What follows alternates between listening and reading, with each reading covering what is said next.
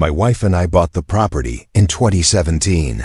43 acres of second-growth timber on the eastern slope of Rich Mountain in Randolph County, West Virginia, with a 2-bedroom cabin that her uncle had built in the early 90s using rough-cut hemlock from a portable sawmill he'd hauled up the access road on a flatbed trailer he borrowed from a man at his church.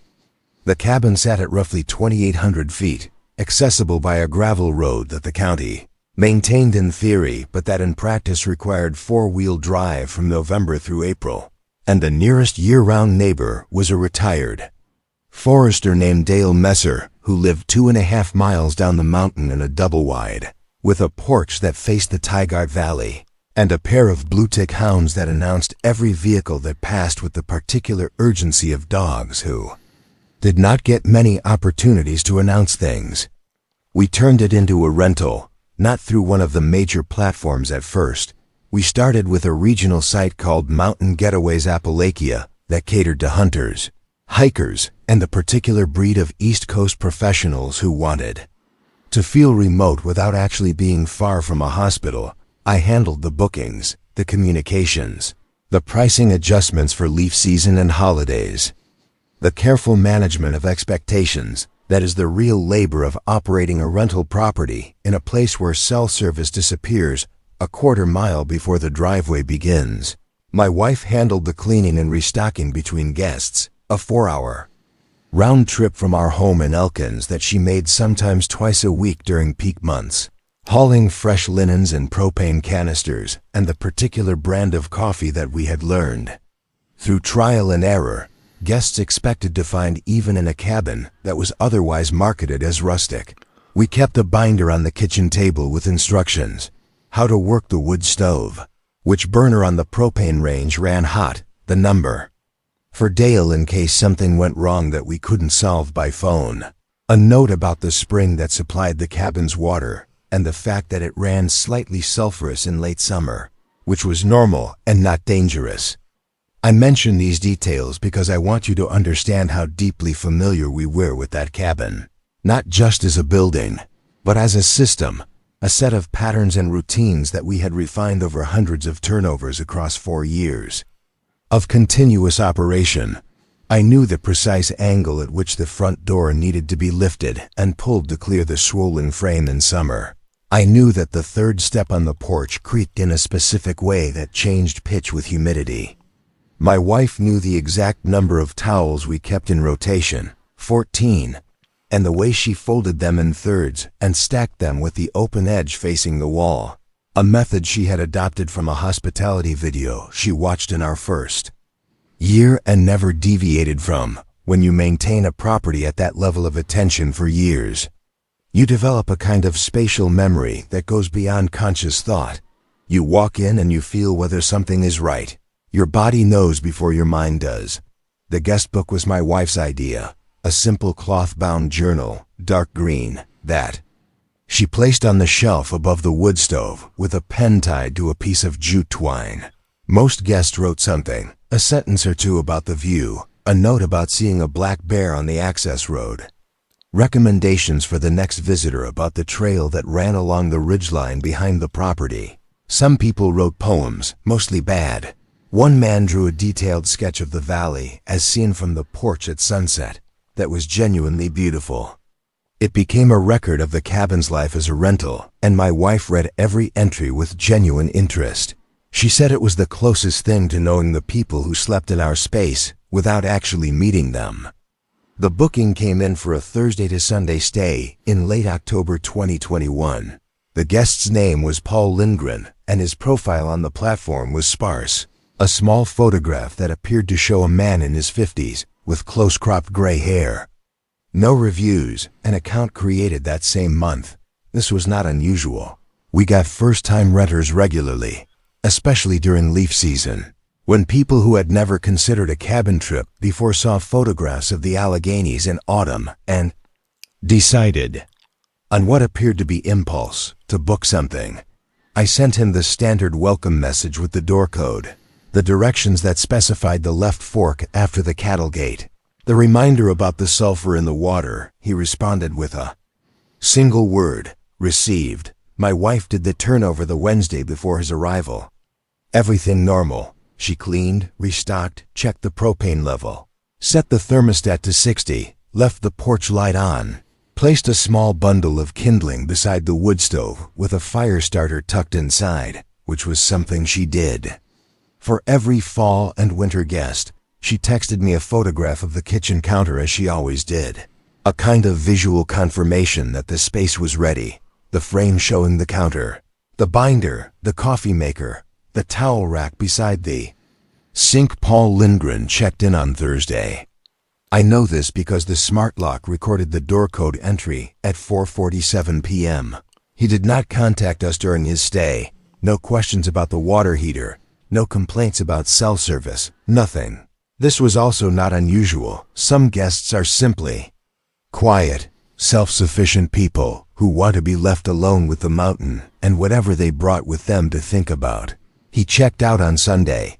The lock recorded his final departure at 11:02 a.m., which was consistent with our checkout time. My wife drove up Monday morning for the turnover. She called me from the cabin at 11:40 a.m., and the particular quality of her voice, not panicked, not even frightened exactly, but careful, measured. The way she speaks when she is trying to understand something before she reacts to it, told me that something was wrong before she said a word.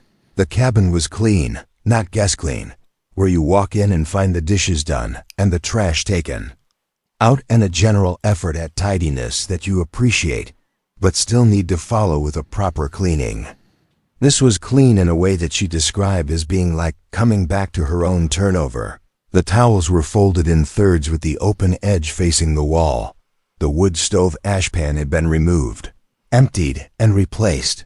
The kitchen sponge was wrung dry and set on the right side of the sink basin, which is where she always left it. The two mixing bowls we kept in the lower cabinet were stacked in the order she stacked them. The larger blue one on the bottom, the smaller white one inside it with the handle rotated to the left. The coffee maker had been run with a vinegar cycle. She could smell the faint residue, which was a maintenance step she performed every fourth turnover. A schedule she kept in her head and had never written down anywhere. I want you to sit with that for a moment. These were not obvious things. The towel fold. Maybe you might notice it and replicate it. But the sponge placement, the bowl stacking order with the handle rotation, the ashpan, the vinegar cycle on the coffee maker. These were details of my wife's specific, personal method. Things she did without thinking. Things that had no visible logic to an outsider. Things that existed only in the muscle memory of a woman who had performed them hundreds of times. Things you would only know if you had watched her do it, not once, but repeatedly, closely enough to learn the pattern. She checked the guest book. Paul Lindgren had written a single entry. The handwriting was small, neat, evenly spaced. The kind of penmanship that suggests patience rather than haste. The kind of control that comes not from effort, but from practice. It read, "Thank you for letting me stay. I've always liked this place. I've always liked this place, not I really liked this place. Not I loved staying here." He had always liked it. As if he had been there before. As if this was not his first visit, but a return. We had no record of a Paul Lindgren in any previous booking. I searched every platform we had ever used, every email thread, every paper receipt from the early days before we went digital. Nothing. I searched the name online and found nothing that matched the photograph, which, when I went back to look at it more carefully, appeared to have been taken not as a selfie or a portrait, but from a distance, slightly out of focus, as though someone else had photographed him without his knowledge, or he had cropped himself out of a larger image. The account on the booking platform had been deactivated by the time I checked. My wife checked the rest of the cabin more carefully, in the bedroom closet, on the top shelf. Behind the extra blankets we stored in a vacuum-sealed bag. She found a small plastic bag containing a single key. It was a brass key, old, with no markings, and it fit nothing in the cabin. Not the front door, not the storage shed, not the padlock on the propane cage. It was the kind of key that belongs to a lock that no longer exists. or to a door that you have not yet found. We changed the door code. We installed a camera on the porch. We contacted the platform and reported the booking as suspicious. Though there was nothing technically to report, no damage, no theft, no violation of any policy, the platform representative asked us what the problem was, and I remember struggling to articulate it because the problem was not a thing that had happened, but a feeling that our space had been known by someone who should not have known it. Known in a way that was not intrusion but intimacy, and the intimacy was worse. We changed the door code. We installed a camera on the porch.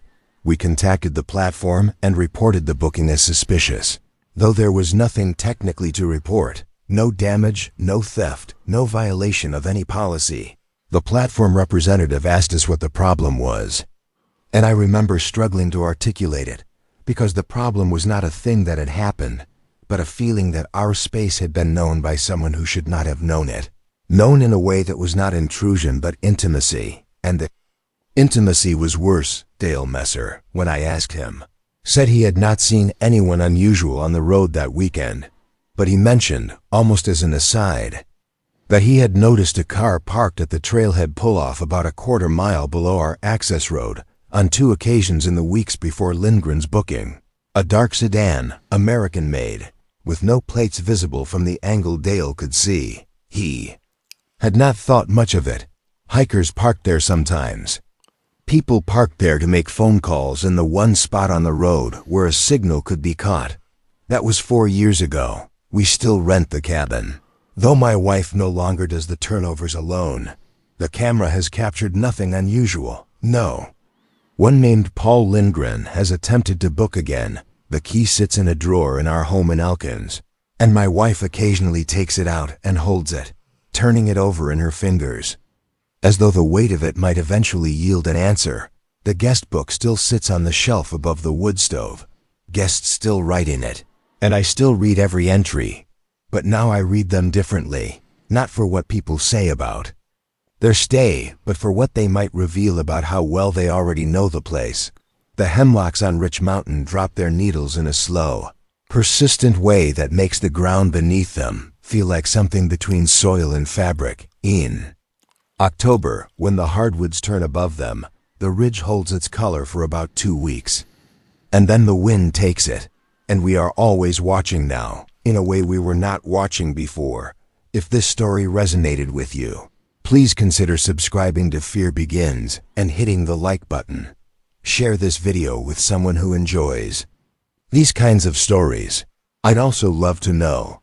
Drop a comment and tell me where you're listening from. Your support means everything to me and keeps these stories coming. Now let's continue. I worked the overnight maintenance shift at a resort lodge in Pocahontas County, West Virginia from 2019 to 2022.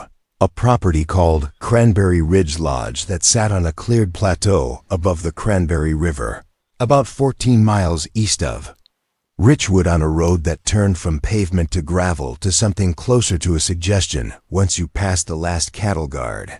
The lodge had been built in the 1980s as a corporate retreat and had changed hands 3 times since then, each new owner doing just enough renovation to keep it bookable without ever fully modernizing the bones of the place. The wiring still had sections of knob and tube in the east wing.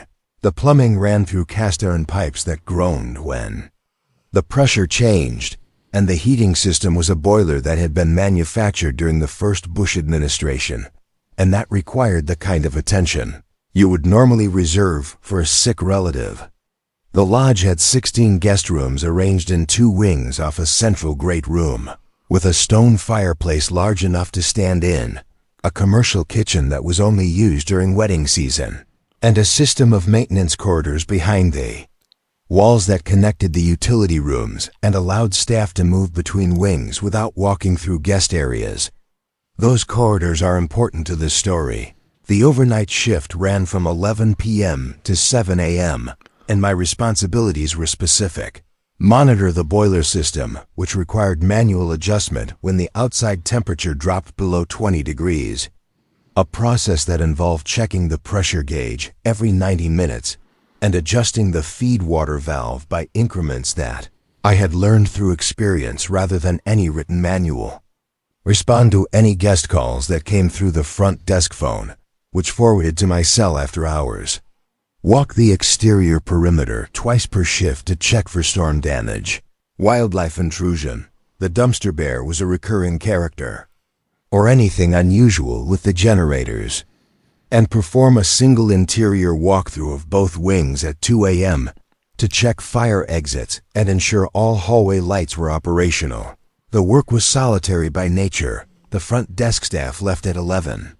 The kitchen staff was long gone by then, from 11 p.m. until the morning manager arrived at 6:45. I was the only employee on the property, and on most nights, the only conscious person in a building that could hold 100. I want to explain what it is like to be alone in a building designed for 100 people. There is a particular quality to the silence in a large, mostly empty structure. Not true silence, because a building that size is never silent, but a kind of mechanical breathing that you learn to hear as the building's baseline state, the boiler cycling on and off with a low rhythmic thud, the HVAC ducting expanding and contracting with temperature changes, producing metallic ticks that travel through the walls like something tapping its way from room to room, the wooden frame settling in ways that produce sounds you learn to categorize and dismiss, the crack that comes from the great room ceiling.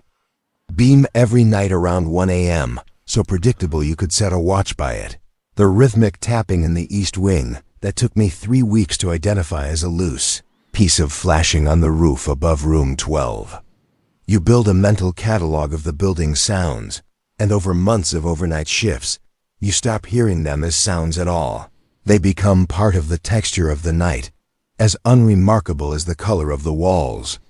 The maintenance corridors were narrow, roughly 3 feet wide, with bare concrete floors and exposed ductwork overhead that you had to duck beneath in places where the ceiling dropped to accommodate a return air plenum or a junction box that someone had installed at a height that suggested they had not considered the possibility of a person needing to walk beneath it. The corridors were lit by pull-chain bulbs spaced every 20 feet or so, and the light they produced was the kind of dull amber that makes everything look like a photograph from the 1970s, warm but insufficient, casting shadows that pooled in the corners and made the ductwork above look like the rib cage of something very large. I used those corridors every shift to move between the boiler room in the east wing basement and the generator shed access in the west wing, a distance of roughly 250 feet that I covered 4 to 6 times per shift depending on conditions. They were not built for comfort, they were built for function, and the function they served was to keep the mechanical reality of the building hidden from the guests who paid to experience the aesthetic reality of a mountain lodge. In January 2021, during a cold snap that pushed nighttime temperatures to -4, I was making my 2 a.m. interior walkthrough. The lodge had 7 guests that night, 2 couples in the west wing, a solo traveler in room 6 who had checked in with a fly rod case and the sunburned forehead of a man who had been on the river all day, and an older woman in room 14 who was staying through the end of the month on what the front desk staff described as an extended booking. Though the details of her arrangement were handled by the owner and I was not privy to them, I had seen her twice, once in the hallway on my first shift after her arrival, a thin woman in her 60s with white hair pulled tight against her skull and an expression that was not unfriendly, but that communicated, in the efficient way that certain expressions do, that she did not wish to speak and would not respond well to being spoken to. The walkthrough that night was routine, west wing, all hallway lights operational, fire exit secured, the solo traveler's door showing the faint blue glow of a television through the gap at the bottom.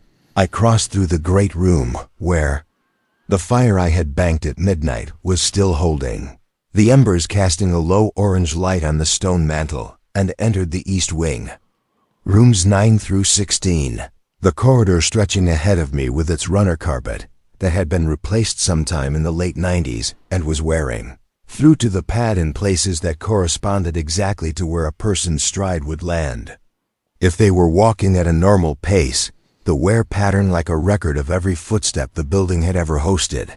I was between rooms 11 and 12 when I heard the door to the maintenance corridor open. The maintenance corridor access door was located at the far end of the east wing, past room 16. In a small alcove that also held the ice machine and a vending machine that had been unplugged for as long as I had worked there, and that still displayed prices from a decade when a bottle of water cost $1, the door was kept locked with a deadbolt that required a specific key, not the master key that opened guest rooms, but a separate key on a ring that I kept clipped to my belt loop.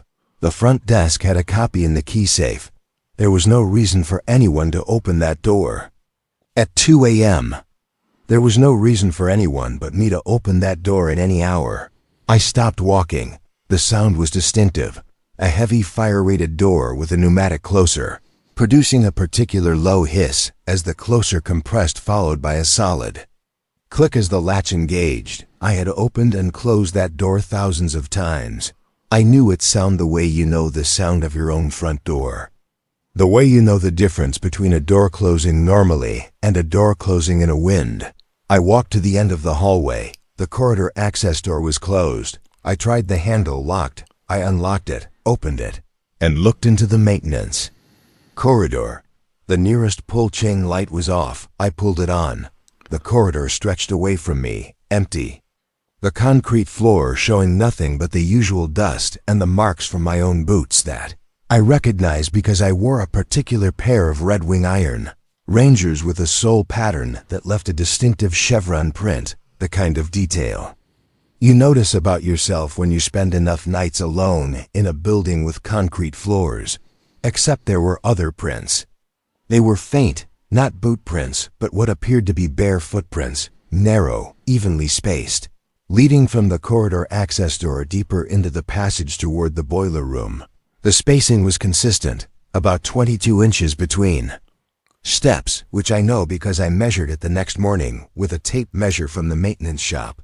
The prints were clean, no debris, no moisture marks, just the faint impression of a foot on dusty concrete, the kind of mark that a bare foot leaves on a surface that has not been swept in a few days.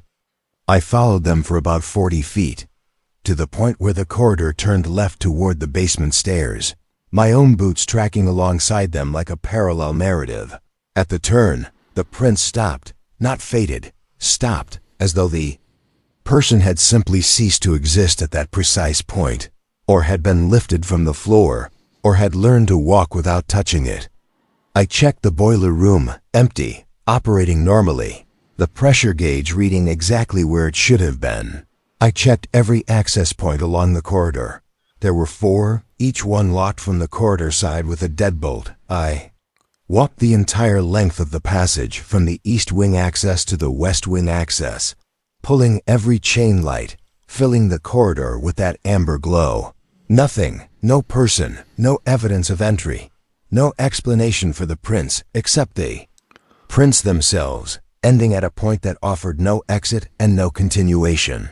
In the morning, I mentioned it to the day manager, a man named Rick Stover who had worked at the lodge for 11 years and who had the particular calm of a person who has decided what he is willing to think about and what he is not. He listened without visible reaction and then told me something I had not known, that the maintenance corridors had been the subject of complaints from 2 previous overnight maintenance workers, both of whom had reported hearing sounds in the passages that they could not attribute to the building's mechanical systems, sounds that one of them had described in his incident report as footsteps, though the report had been filed with the qualifier possible and had not been followed up on. The other worker, a man who had held the position for 3 months before me, had quit without giving a specific reason beyond telling Rick that the building wasn't right at night. Rick said he had taken that to mean the man simply didn't enjoy the isolation. He said this the way people say things they have decided not to examine too closely, with a slight turn of the head that suggested the conversation was over. I worked at Cranberry Ridge Lodge for another 14 months after that night. I heard the corridor door open 3 more times, always between 1 and 3 a.m., always when the building was at low occupancy. Always producing that same sequence, the hiss, the click, that my body recognized before my mind could decide whether to be afraid. Each time I checked, the door was locked. Each time I found no one inside, I stopped looking for footprints. After the second occurrence, because I realized that finding them again would require me to make a decision about my employment that I was not financially prepared to make. And so I chose, deliberately, to hear the sound and not investigate, which is a kind of accommodation that I suspect is more common than people admit. The extended stay guest in room 14 left at the end of January 2021. After her departure, the front desk staff found that she had removed every light bulb in the room, the bedside lamp, the overhead fixture, the bathroom vanity, the closet pull chain, and arranged them in a single line on the dresser. Each bulb standing upright on its base, in a row so straight it appeared to have been measured. The owner was informed. No one was able to contact her. The phone number on her reservation went to a recording that said the number was no longer in service, and the email address bounced. I do not know if the woman in room 14 is connected to the corridor. I do not know if the corridor is connected to anything. What I know is that a building has a life that exists independently of the people inside it, and that the overnight shift teaches you to hear that life in a way that the daytime does not, and that some of the things you hear in that life do not have explanations that fit inside the categories you have built for understanding the world. I left that job in March 2022, not because of any single incident, but because the accumulation of small wrongnesses had changed the way I experienced the building. I could no longer hear its sounds as benign. Every click, every hiss, every creak in the corridor had become a question I could not answer, and I found that I was spending my shifts not maintaining the building, but listening to it. The way you listen to a sound in the woods when you are not sure whether it was made by something you should be afraid of. The Cranberry River runs east below the lodge, and in January, when the cold locks in and the water drops low over the rocks, you can hear it from the parking lot. A thin, persistent sound that carries up the slope like something trying to be noticed. I still hear it sometimes, even in my apartment in Richwood, which is 14 miles from the lodge and well out of earshot. I hear it the way you hear something that has decided to follow you home.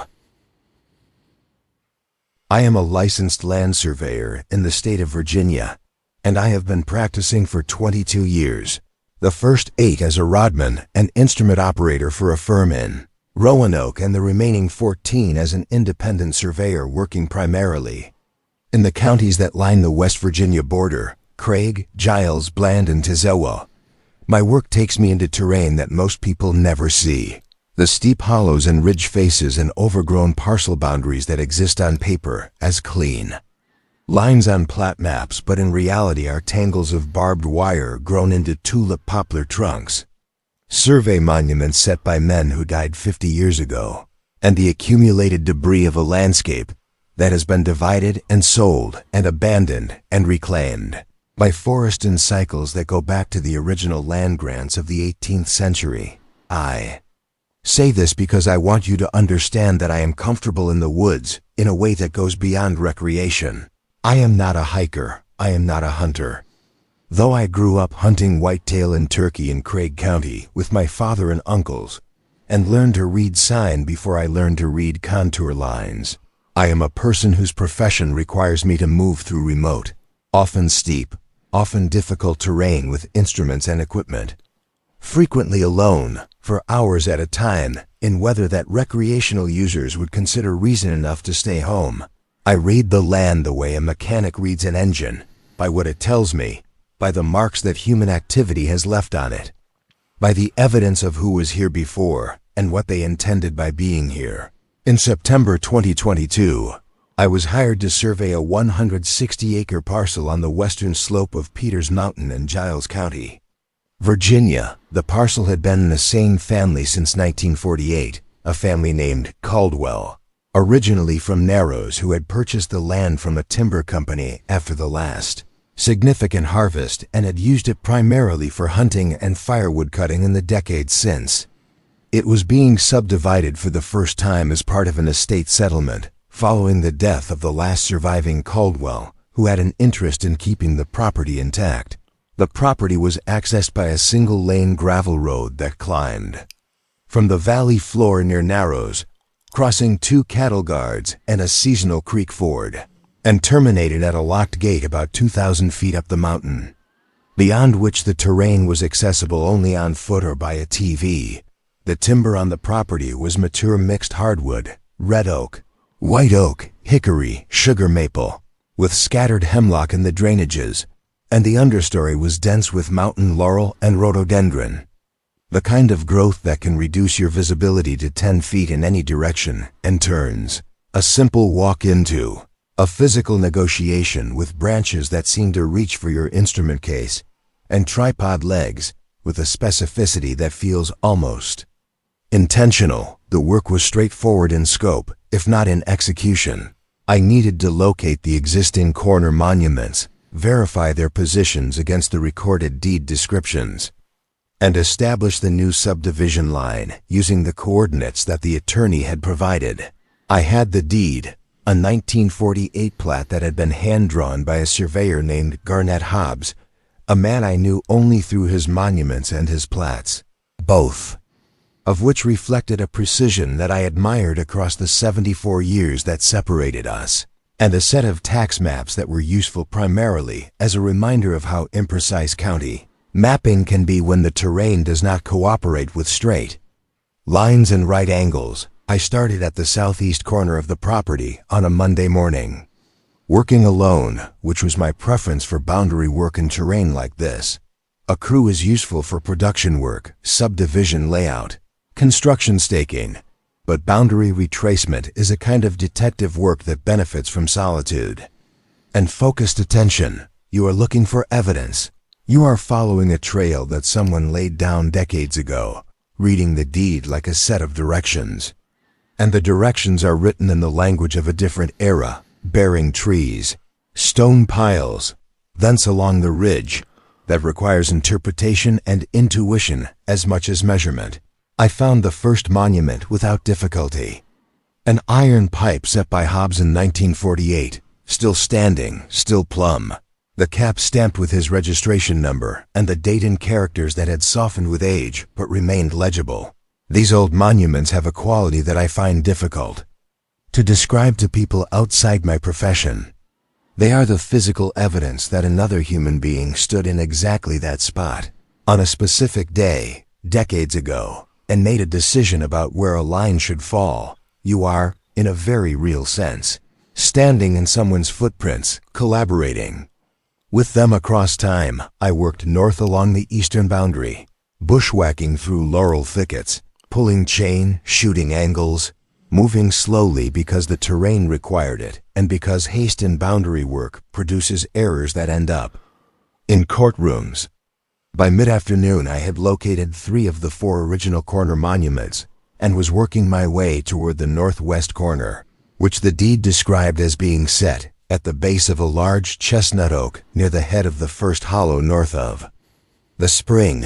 The language was typical of its era, specific enough to guide you, vague enough to require judgment. The chestnut oak was still there, massive, probably 200 years old, with a trunk diameter that I estimated at close to 4 feet and a canopy that shaded a circle of ground where the understory was thin and the leaf litter was deep and undisturbed. The monument should have been at its base, on the downhill side. According to the plat, I scraped away leaf litter, probed with my tile probe, a 4-foot steel rod that you push into the ground to feel for buried objects, and dug test holes in a systematic pattern. Nothing. This is not uncommon with monuments this old. They get buried by decades of leaf deposition. They get pushed by frost heave. They get knocked over by falling timber. They get carried off by people who don't understand what they are. I widened my search area in a grid pattern, working outward from the tree in 5-foot increments, probing and scraping at each point, at approximately 15 feet northwest of the tree. In a small depression, That may have been an old root cellar or a collapsed animal burrow. I found something that was not a survey monument. It was a cairn. A deliberate stack of flat stones, roughly 2 feet high, with a uniformity and precision that was clearly the work of human hands and considerable patience. The stones were local sandstone, the kind that fractures into flat, even slabs along its bedding planes, and they had been stacked with the care that you would associate with a mason or a monument builder rather than a casual hiker assembling a trail marker. Each stone was level, each joint was tight. It had the quality of something that was meant to last. On top of the cairn was a survey marker, not Garnett Hobbs's marker. This was a modern aluminum cap, the kind that is manufactured by Bernson International in Madison, Wisconsin, and sold to surveying supply companies across the country. It was stamped with a registration number that I did not recognize and then, a moment later, recognized with a sensation that I can only describe as the opposite of understanding. A registration number I knew because it was my own, and a date, September 14th, 2022, which was today's date, and a name, which was my name. I want to be precise about this because precision is my profession, and because the alternative to precision is a kind of thinking that I am not comfortable with. I was standing alone on a mountainside in Giles County, Virginia, at roughly 3,000 feet in elevation, in terrain that had taken me 6 hours to reach on foot through some of the densest understory in the southern Appalachians. And I was holding a survey cap that bore my name, my license number, and today's date, stamped into aluminum with the kind of industrial die press that produces these caps at the Bernson factory. These caps are custom ordered. They require a registration number and a name. The lead time for an order is typically 2 to 3 weeks. They are shipped to the address on the account. I set the cap down on the cairn where I had found it. I took photographs. The cap, the cairn, the chestnut oak, the surrounding terrain, the GPS coordinates on my receiver's display. I completed my measurements at the northwest corner using the coordinates I could derive from the other 3 monuments and the deed description. And then I packed my equipment and walked back down the mountain to my truck, and I drove home to Blacksburg without stopping.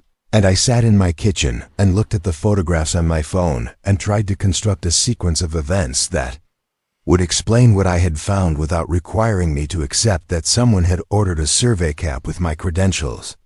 Hiked to a location I had not yet reached, built a stone cairn with careful precision, and placed the cap on top of it on the same day I would find it. I called Bernson International the following day. I asked if anyone had placed an order for caps bearing my name and registration number in the past 60 days.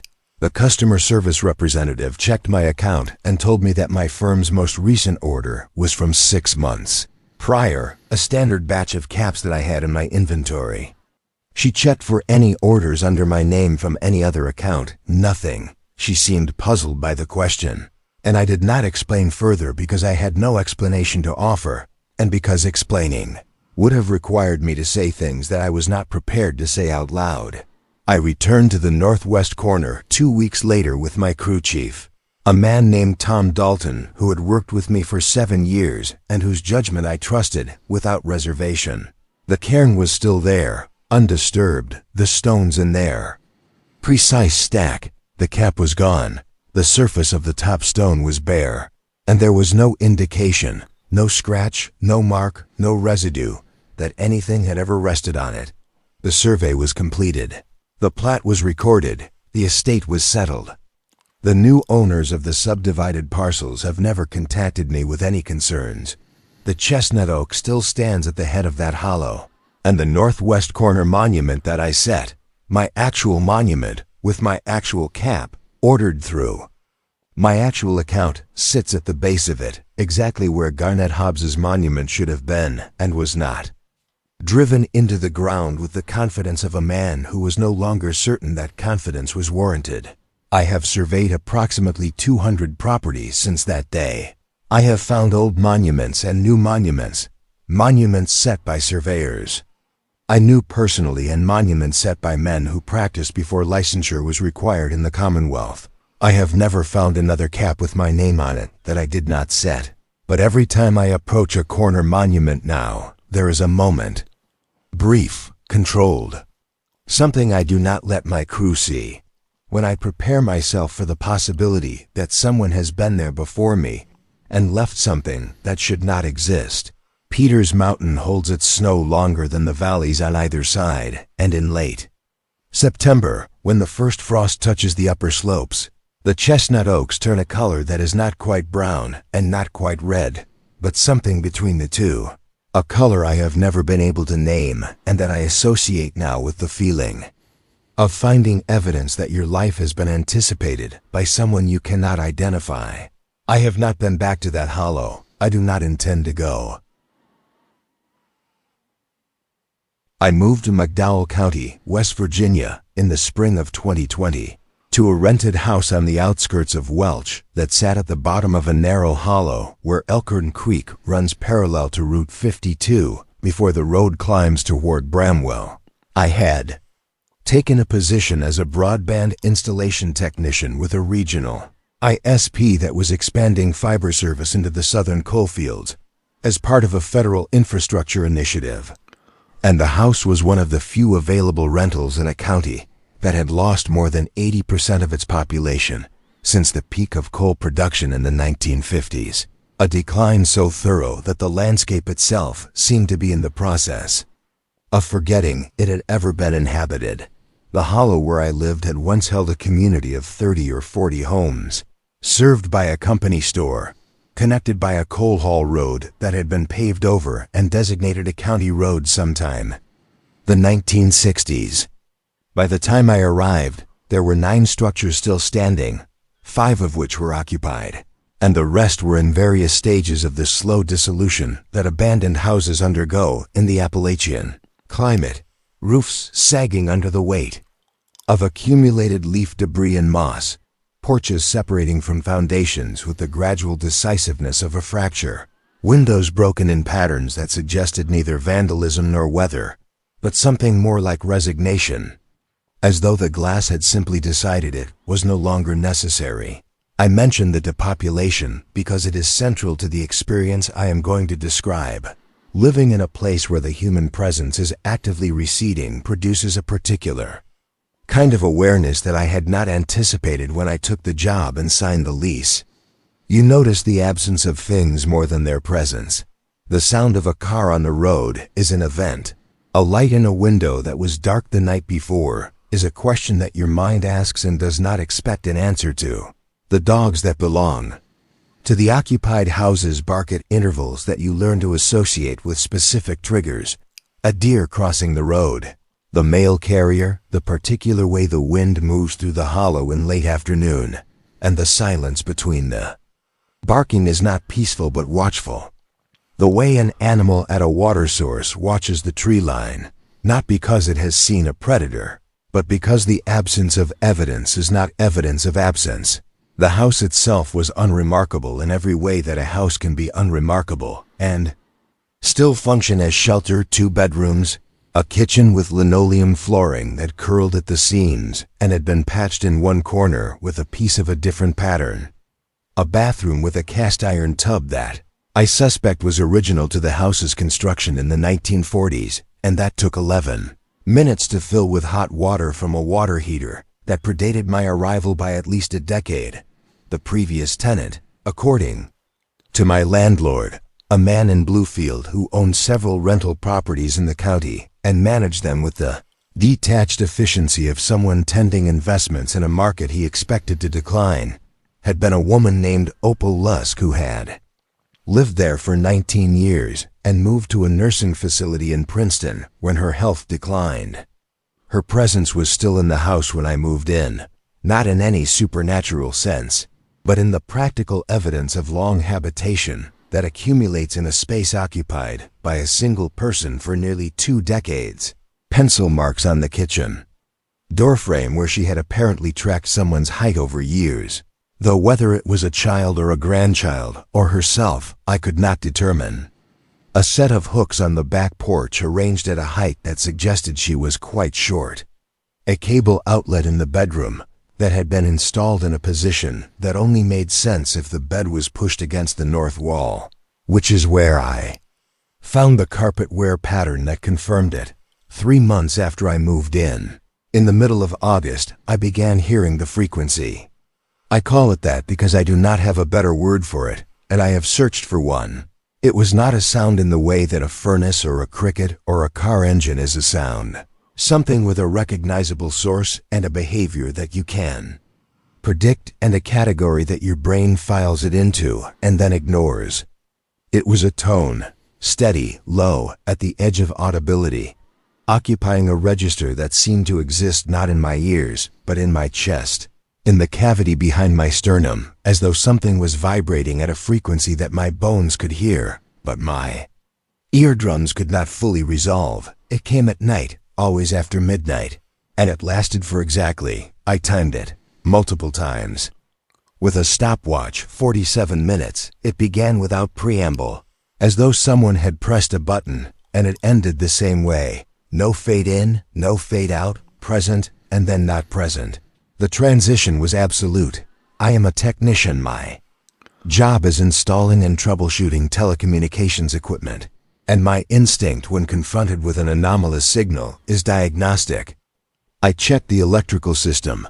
The house was on a 100 amp panel that had not been updated since the Johnson administration, and old wiring with degraded insulation can produce hums and oscillations that carry through a building's frame via the grounding system. I turned off the main breaker on a night when the frequency was active.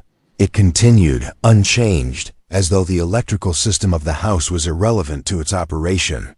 I checked the water lines, because water hammer and pipe resonance in old plumbing can produce low-frequency tones that travel through a building's structure. The sound did not correspond to any water usage, and shutting off the main valve had no effect. I went outside while it was active and walked the perimeter of the house, listening at each wall, trying to localize the source. Outside, the frequency was inaudible. It existed only inside the structure, as though the walls were not transmitting it but containing it. I borrowed a sound level meter from my employer's equipment inventory, a basic X-Tech model that measured dB levels and could display frequency in hertz. On the night I used it, the meter registered the tone at approximately 189 hertz, which is just below the generally accepted threshold of human hearing, infrasound. The range of frequencies that the ear cannot consciously process, but that the body registers as sensation. The level was low, barely registering above the ambient noise floor, but it was there, a clean, consistent signal, unwavering for the full 47 minutes, as stable as a broadcast. Infrasound at 18 to 19 hertz is a frequency that has been studied, and I know this because I researched it with the thoroughness of a man who needed an explanation more than he needed sleep. It is close to the resonant frequency of the human eyeball, and exposure to it can produce visual disturbances, the perception of movement in peripheral vision, gray shapes at the edge of the visual field, the sense that something is present in the room that you cannot directly see. It has been associated with feelings of unease, anxiety, and dread, and with the sensation of being watched. A researcher named Vic Tandy published a paper in 1998 describing how a 19 hertz standing wave in his laboratory, produced by a faulty extractor fan, had caused him to experience what he initially interpreted as a haunting. Some researchers have proposed that naturally occurring infrasound from wind patterns, geological features, industrial equipment, may explain a significant proportion of reported hauntings and paranormal experiences throughout history. I found this information reassuring. Initially, there was a rational explanation, some structural or mechanical element of the house, or possibly of the terrain itself. The hollow was narrow, with steep walls on either side that could theoretically act as a kind of acoustic chamber, focusing and amplifying low-frequency vibrations from wind or geological activity, was producing a resonant frequency at a level that my body registered as unease and my mind translated into the sensation that something was wrong. The problem was the pattern, 47 minutes, every night. beginning and ending with a precision that suggested not the irregular behavior of a natural resonance, but the deliberate operation of something with a schedule. I set up a recording device, my phone, running a frequency analysis app, and left it on the kitchen counter for a week. The tone appeared on 6 of 7 nights. The one night it was absent was a Thursday. I could find no correlation with weather, temperature, wind speed, barometric pressure, or any external variable I could measure.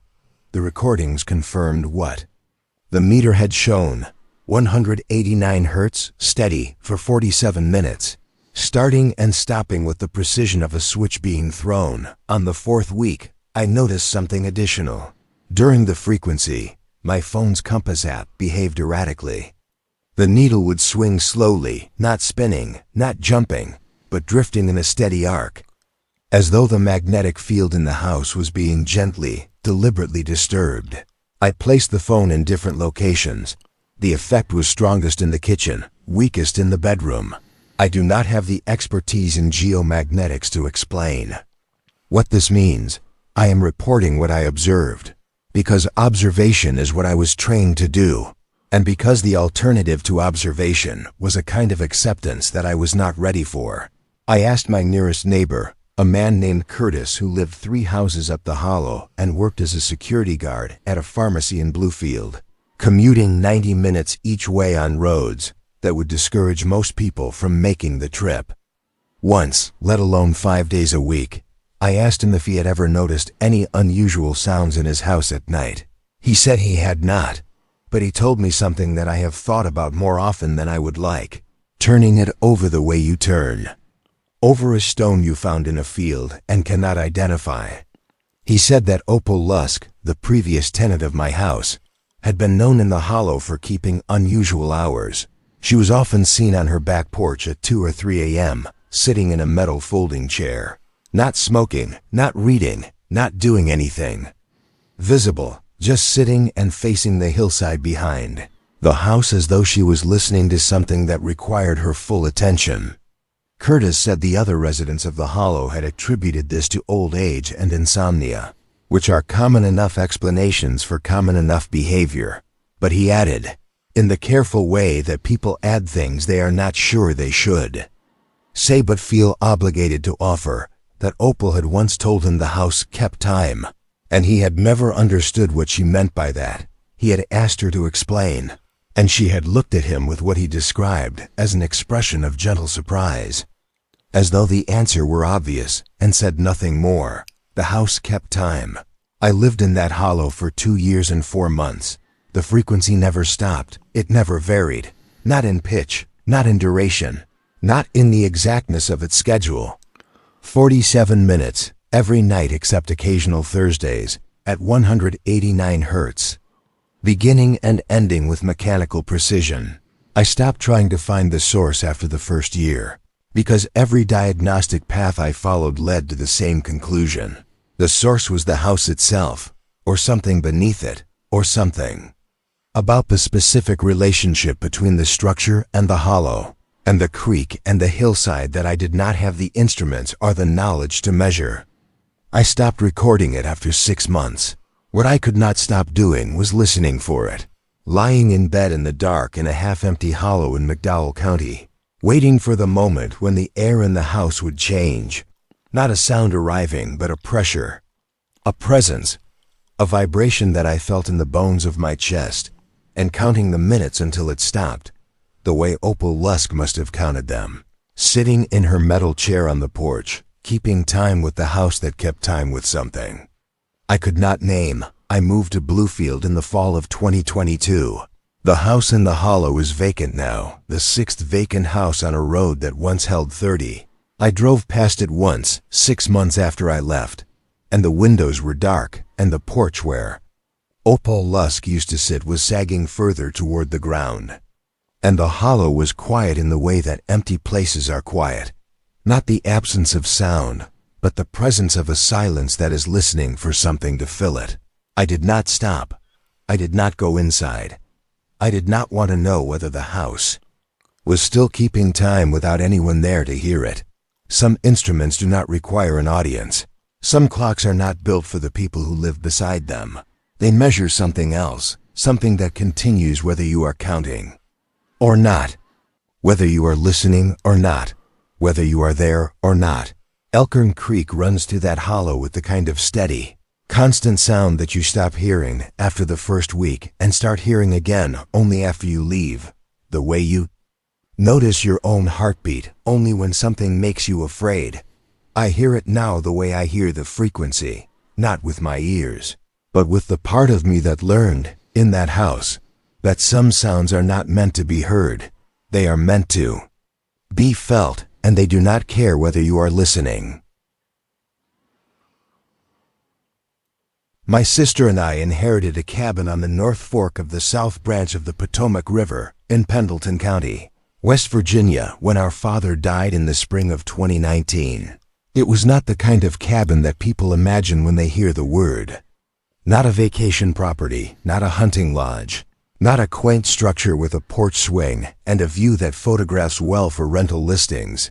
It was a single-room building, roughly 16 by 20 feet, with a corrugated metal roof that drummed in rain with a sound I can still hear if I close my eyes.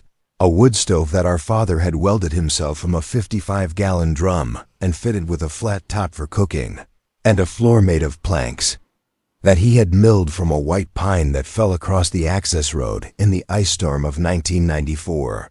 The cabin had no electricity, no running water, and no insulation beyond the vapor barrier our father had stapled to the inside of the stud walls in what my sister and I believe was the late 1990s. Though he was not the kind of man who documented his projects or explained his reasoning for undertaking them, our father had built the cabin in 1987 on a 5-acre parcel he purchased from a timber company for $1,100, land that the company had considered too steep and too remote to be worth the liability of owning, a classification that my father took as a personal recommendation. The parcel sat at roughly 3,000 feet on a northeast-facing slope, accessed by a logging road that had not been maintained since the last timber harvest in the early 1980s, and that required, in my father's later years, a 20-minute walk from the nearest point where you could park a vehicle without risking the undercarriage. He used the cabin primarily for hunting, rifle season for whitetail in November and December, turkey season in the spring, but also as a retreat, a place he went to be alone, which was a need he had and that my sister and I understood without fully understanding the reasons behind it. Some men need a room of their own. My father needed a room that was a mile from the nearest road and did not appear on any map. After his death, we had to decide what to do with the property. Neither of us used it. My sister lived in Northern Virginia, in a subdivision in Loudoun County, and had no interest in maintaining a structure in the mountains of West Virginia that required a hike to reach and offered in return only the particular kind of solitude that our father had valued and that she, being more her mother's daughter, did not. I lived in Harrisonburg, Virginia, and had somewhat more proximity, but no practical use for a cabin without utilities on a slope that challenged the definition of accessible.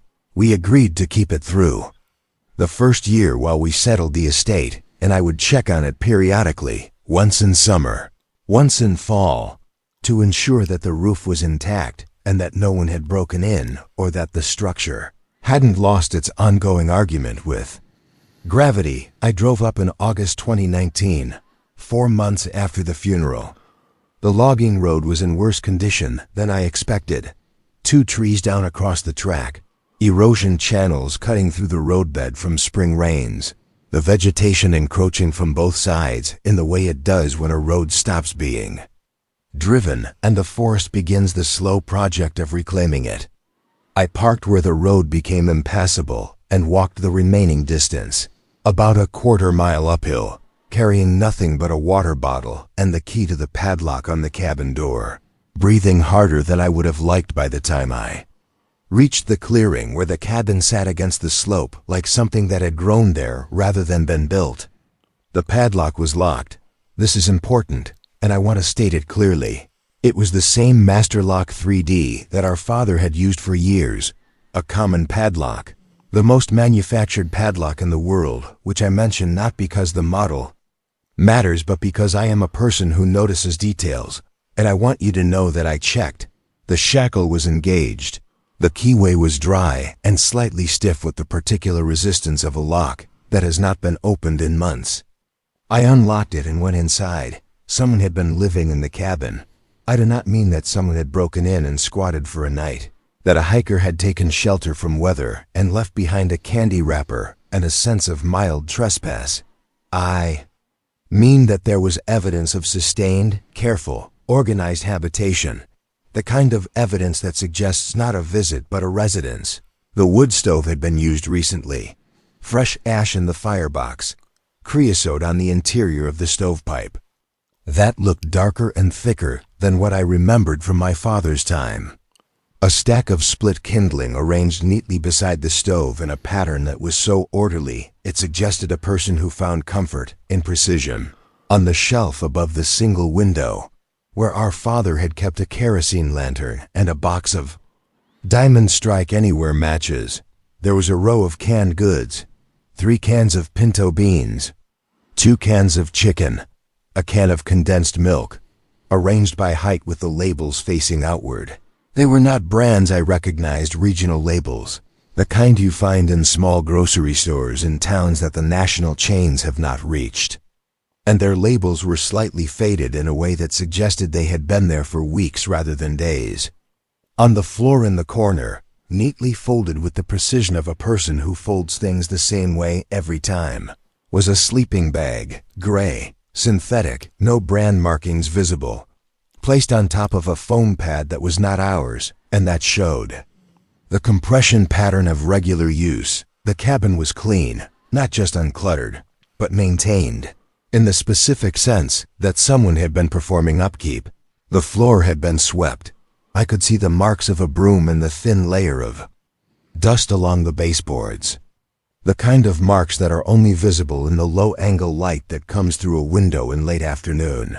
The window glass, which I expected to find coated with the fine layer of pollen and dust and spider silk that accumulates on any surface, in these mountains over a season, was clean, wiped, possibly with a damp cloth, leaving faint streaks that were visible when I angled my head. The wood stove had been blacked. Someone had applied stove polish to the drum, a maintenance task that our father performed annually every September to prevent rust, and that I would not expect any casual intruder to know about, let alone care enough to replicate. I checked the walls, the door, the window frame. There was no sign of forced entry, no pry marks on the doorframe, no scratches around the hasp where the padlock engaged. The cabin had no second entrance, no hatch, no opening large enough for a person to pass through other than the door I had just unlocked, with the only key that existed. As far as I knew, the window was a single pane, fixed frame unit that did not open. Our father had built it that way deliberately, for insulation and security. The walls were solid. The roof showed no gaps beyond the hairline seams between panels that admitted light, but not a human body. Someone had been inside a locked cabin, living there with the kind of order and care that suggested not desperation, but domesticity. Not a person hiding, but a person dwelling. And they had done so without breaking the lock that I had just opened with the only key. I looked at the canned goods more carefully. On the top of each can, in small, precise handwriting, someone had written a date in black marker. The dates were sequential: June 3rd, June 5th, June 8th, June 10th, June 14th, June 19th. The pattern suggested a schedule, a rationing system, the kind of careful resource management that a person practices when they expect to be somewhere for a long time and do not know when they will be resupplied, or when they do not wish to leave to resupply, because leaving would mean being seen. In the wall behind the wood stove, at about shoulder height, I found something that my father had never put there: a small nail driven into the stud, and hanging from the nail, a piece of brown string with a single brass button tied to its end. The button was old, tarnished, with a faint pattern embossed on its face that I could not make out in the dim light. and it hung at a height and position that placed it directly in the line of sight of someone lying on the sleeping bag in the corner. Not at the ceiling, not at the door, at the exact angle that a person's eyes would rest at if they were lying on their back in that specific spot and looking straight ahead. It had been placed for them. It was the last thing they saw before they slept, or the first thing they saw when they woke. I took the canned goods, the sleeping bag, the foam pad. I removed the nail from the wall and the string and the button. I swept the cabin, as though sweeping it could remove the evidence of occupation that had already settled into my understanding of the space.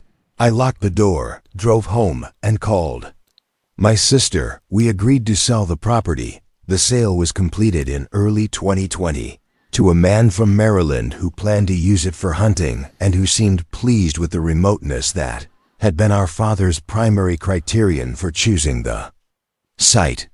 I gave him the key and the padlock and told him nothing about what I had found because I did not know what to tell him. What was the warning?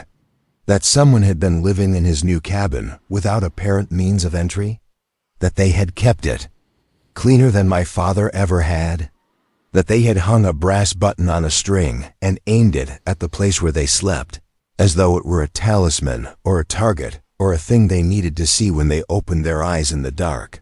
The brass button is in a box in my garage, in a plastic bag, next to a set of socket wrenches and a flashlight that needs batteries. I took it because leaving it felt wrong, and keeping it feels wrong, and I have not resolved which wrongness is worse, and I suspect I will not resolve it. I looked at the embossed pattern under a magnifying glass once. Shortly after I found it, it appeared to be a flower, a small 5-petaled flower, the kind you see in old metalwork, on uniforms, on the buttons of coats that belong to periods of history I do not know enough about to identify. It could be Civil War era. It could be older. It could be a reproduction. I do not know. And I have not had it appraised, because having it appraised would mean showing it to someone and explaining where I found it. And the explanation is a story I have not told anyone except my sister, and now you. The North Fork of the South Branch runs cold and clear through Pendleton County, over a bed of limestone that makes the water look green in the deep pools, and white over the riffles where the current breaks across the stones. My father loved that river, the way some men love a place that asks nothing of them and answers nothing and simply exists, indifferent and beautiful. I have not been back to that slope since the day I found the sleeping bag. The cabin is someone else's problem now, if it is a problem, or someone else's home, if that is what it was, or someone else's mystery, which is what it will remain. The thing I cannot stop thinking about is the stove polish, the kindling, the canned goods, the sleeping bag. All of these could be explained by a resourceful trespasser, a person who knows how to pick a lock, or who found a second key that my father cut and I never knew about. But the stove polish, that was maintenance, that was care. That was someone treating the cabin not as a place they had found, but as a place they belonged to, and doing so in the exact way my father had, as though they had learned it from watching him, as though the cabin's upkeep was a practice they had inherited the way you inherit a recipe or a habit, or a way of folding your hands in your lap when you are thinking.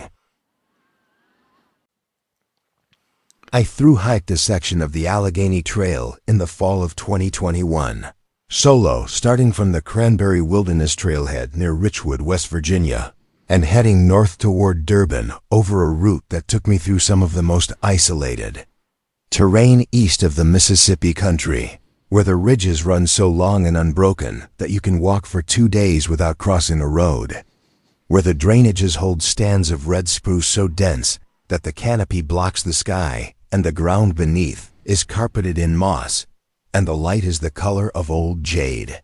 I had been section hiking the trail for 3 years by that point, completing it in segments of 4 to 7 days whenever I could take leave from my position as a middle school science teacher in Charleston, West Virginia. I was not a casual hiker. I had logged close to 600 miles on Appalachian trails by that September, and I understood the particular demands of moving through mountain wilderness alone, the the constant negotiation with fatigue. And weather, the way your senses recalibrate after the first 48 hours without human contact, so that every sound becomes a question and every movement at the periphery of your vision becomes a test. The strange clarity that develops when the only voice you hear for days is your own, and you begin to wonder whether you are hearing it with your ears or only in your head. Or whether the distinction matters. I carried a standard setup, a 45-liter pack with a frameless design that I preferred for its simplicity, a one-person tent with a single vestibule, a cook system that consisted of an alcohol stove and a single titanium pot, 3 days of food at a time, oatmeal, tuna packets, peanut butter, tortillas, and a paper map of the trail section that I preferred to the GPS apps that most younger hikers relied on. Not because I distrusted the technology, but because the map forced me to engage with the terrain at a level of detail that the app, with its moving blue dot and its cheerful confidence, made easy to ignore. I read the contour lines, counted the drainages, estimated elevation by the composition of the forest around me, hardwoods in the valleys, spruce on the ridges, the transition zone between them marking roughly 3,000 feet like an invisible boundary line drawn by the trees themselves. I knew where I was at all times. This is not a story about getting lost. On the third day, I reached a trail shelter at the head of a drainage that the map identified as Williams Run. The shelter was a 3-sided wooden structure, the kind built by volunteer trail crews in the 70s and 80s, with the particular optimism of organizations that believe in the durability of untreated lumber. A sloped roof with asphalt shingles, half of which had curled in the sun. A raised sleeping platform that could accommodate 4 or 5 people in close arrangement. And a fire ring made of stones that had been kicked apart and reassembled so many times over the decades that it had acquired the irregular geometry of something shaped by collective indifference rather than design, nailed to the interior wall. Beneath a sheet of clear plastic that was intended to protect it from weather, but that had yellowed to the point of near opacity, was a trail register, a plastic box containing a spiral notebook and a pencil stub worn to approximately 3 inches, where hikers could record their trail name, the date, and whatever observations or complaints or confessions they felt compelled to share with the next person who passed through. I signed in. The most recent entry before mine was from a hiker who identified themselves as Ridgewalker and had passed through 2 days earlier. Heading north, their entry was brief and ordinary in the way that most register entries are ordinary. Good. Water at the spring 2 miles south. Saw a barred owl at dusk sitting on the shelter roof beam like he owned the place. Quiet night. Before Ridgewalker, the entries were sparse, 1 per week, sometimes less, reflecting the trail's low traffic in a section that even dedicated Allegheny trail hikers tend to skip in favor of more accessible and better marked segments. I read through several pages of the register, which is something I always did at shelters, because the accumulated entries create a kind of narrative of the trail's recent life, a record of who passed through, what they noticed, how they were feeling at that point in their hike, whether the weather had been kind or punishing, whether the solitude had been welcome or oppressive. It is in its modest way a history written by the people who move through a place rather than the people who own it. I noticed a pattern on the 4th page back. There was a hiker who had been signing the register at this shelter repeatedly, not as a through hiker passing through once on a northward or southward route, but as someone returning to this specific shelter at irregular intervals, sometimes 3 days apart, sometimes a week, sometimes 2 weeks. The handwriting was consistent. Across every entry, small, angular, pressing hard enough into the paper to leave grooves in the page beneath. The kind of handwriting that suggests not haste but intensity. Each letter formed with a deliberation that bordered on compulsion. The trail name was Stillwater. The entries were unusual in ways that I initially read as eccentric and then, as I continued reading, began to read as something else. September 2nd, the shelter is holding. September 8th, still here. September 14th. She hasn't come back. September 20th. The stones know. September 27th. I have been counting the trees between here and the road. There are 4,113. There were 11 entries total, spanning from August 19th to October 3rd, the day before I arrived. 11 visits to the same shelter in 45 days. Each entry written in that same pressed, angular hand. Each one brief, never more than 2 sentences, and each one occupying a territory between journal entry and message, as though Stillwater was not recording their experience for themselves, but leaving information for someone specific, someone they expected to read it. The final entry, dated October 3rd, read, "The teacher is coming." I stood in the shelter with the register open in my hands, the pencil stub rolling off the sleeping platform where I had set it and landing on the dirt floor with a sound I barely heard. And I read that line 3 times. The teacher is coming. I was a teacher. I had told no one on the trail that I was a teacher. My interactions with other hikers on this section had been limited to 2 brief trailside conversations, both of which had consisted of the standard exchanges. How far to the next water source? How's the trail ahead? Where are you heading? Neither conversation had touched on profession or personal detail.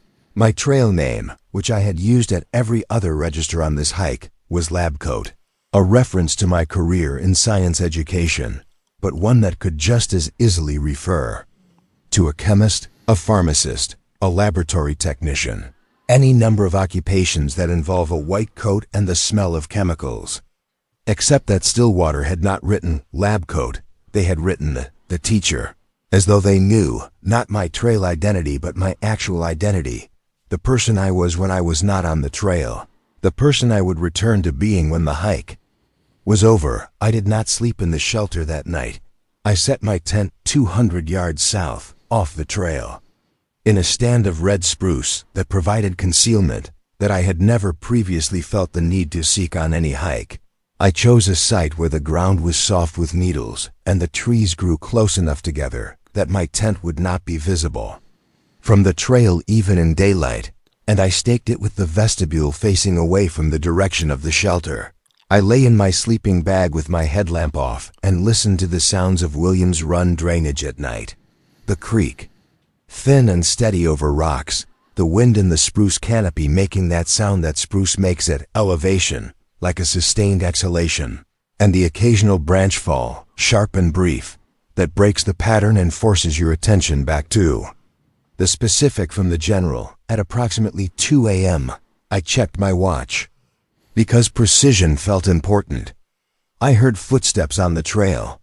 They were deliberate and evenly paced, the sound of someone walking with purpose on packed earth, not hurrying but not wandering, not the irregular steps of a person picking their way through unfamiliar terrain in the dark, but the steady gait of someone who knew exactly where the trail was and exactly where it led.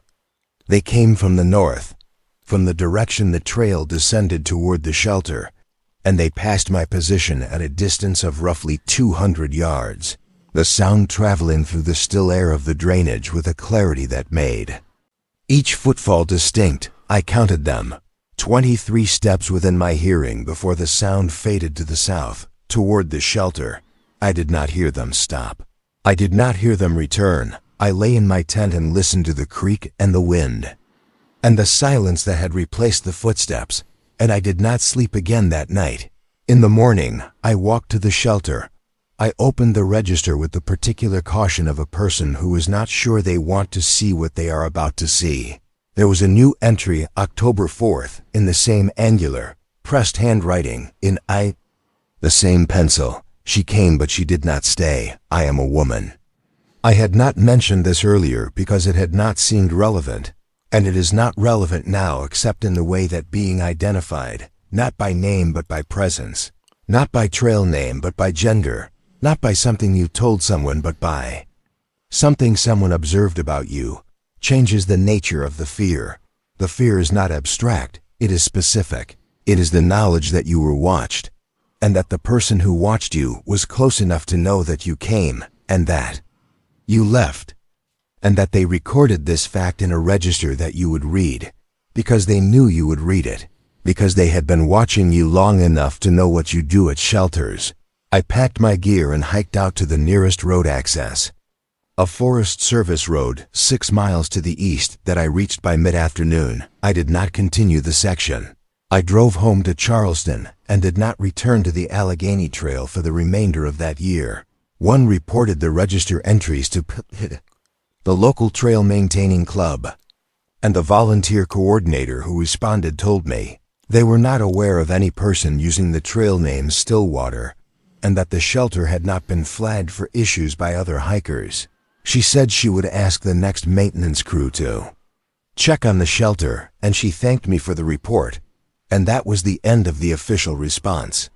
I went back to the shelter the following spring, in April 2022, with my hiking partner, a woman named Dana who taught biology at the same school, and who had enough trail experience to serve as both companion and witness.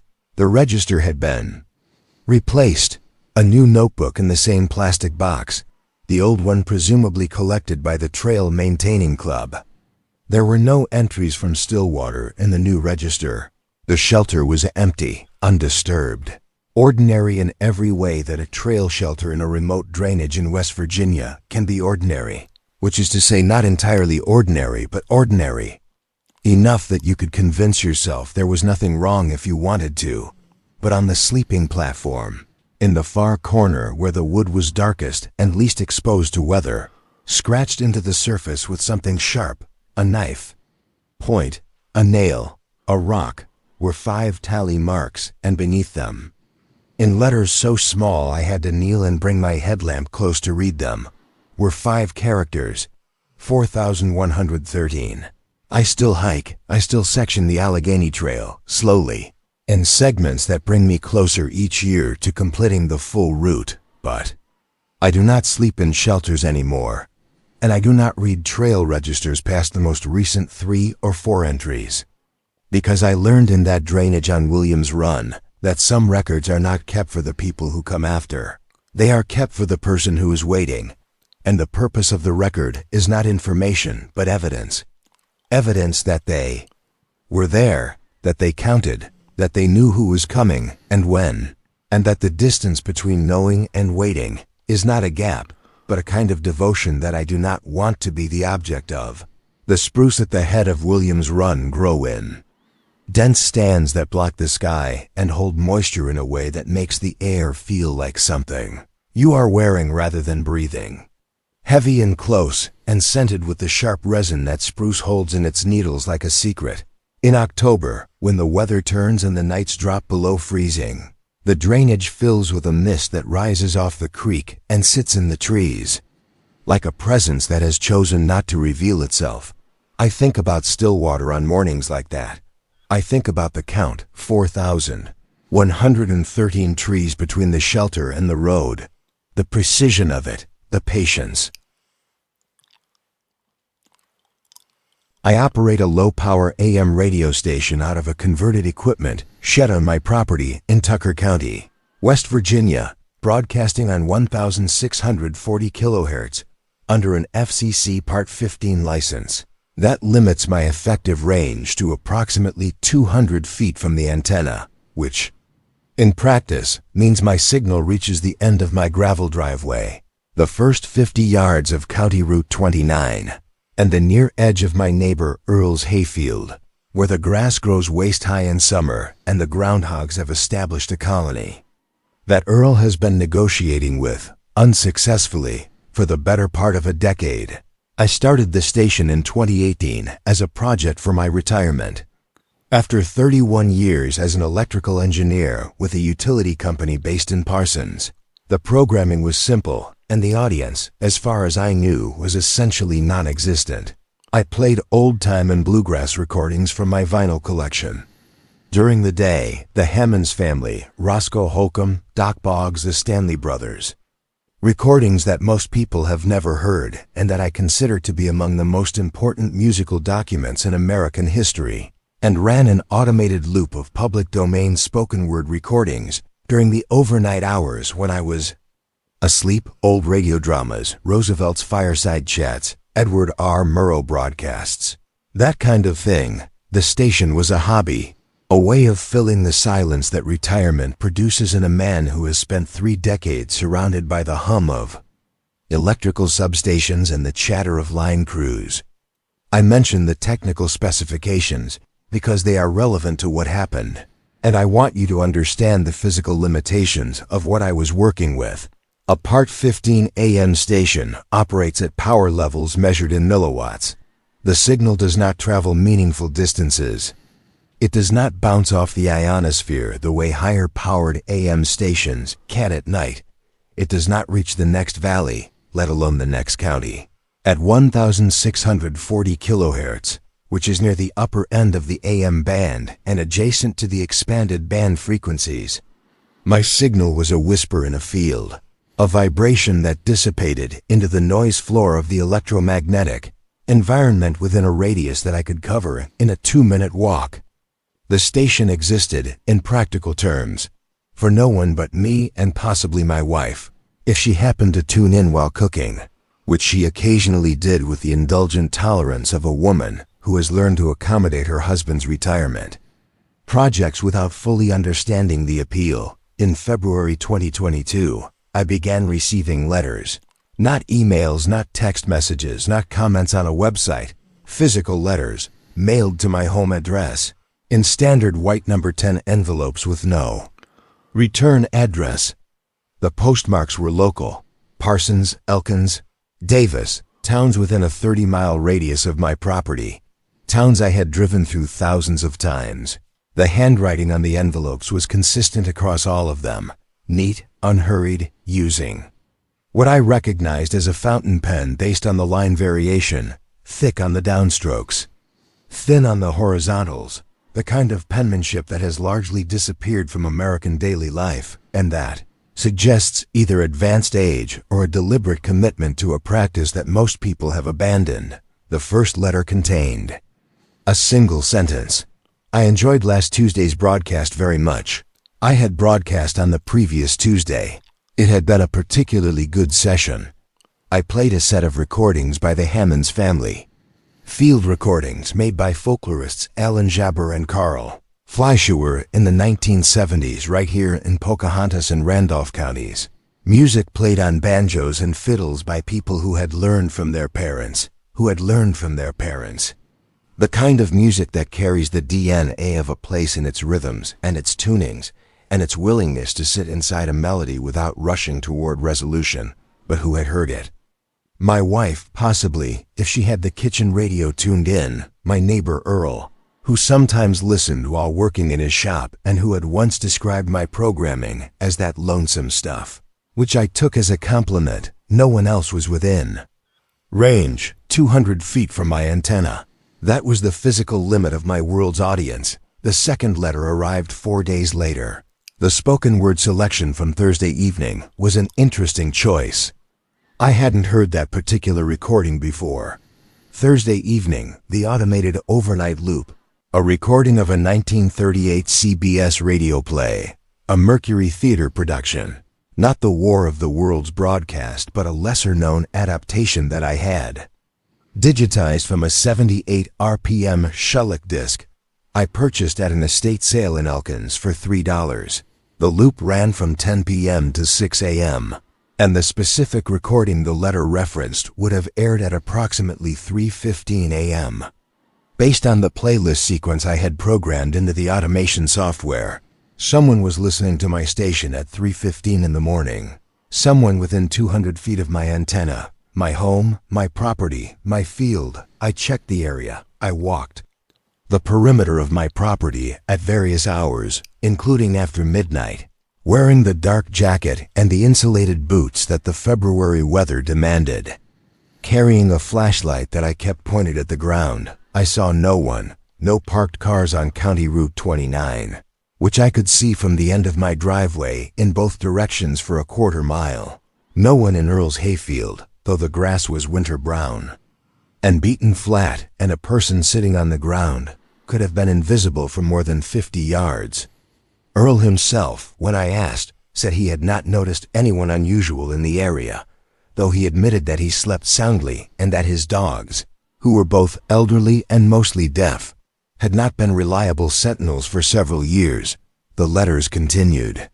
One every 3 to 5 days, arriving in the same white envelopes, postmarked from the same radius of local towns, written in the same careful fountain pen hand. Each referenced a specific broadcast, the date, the content, and occasionally a detail so precise that it could only have been noted by someone who was actively, attentively listening, not passively receiving a background signal.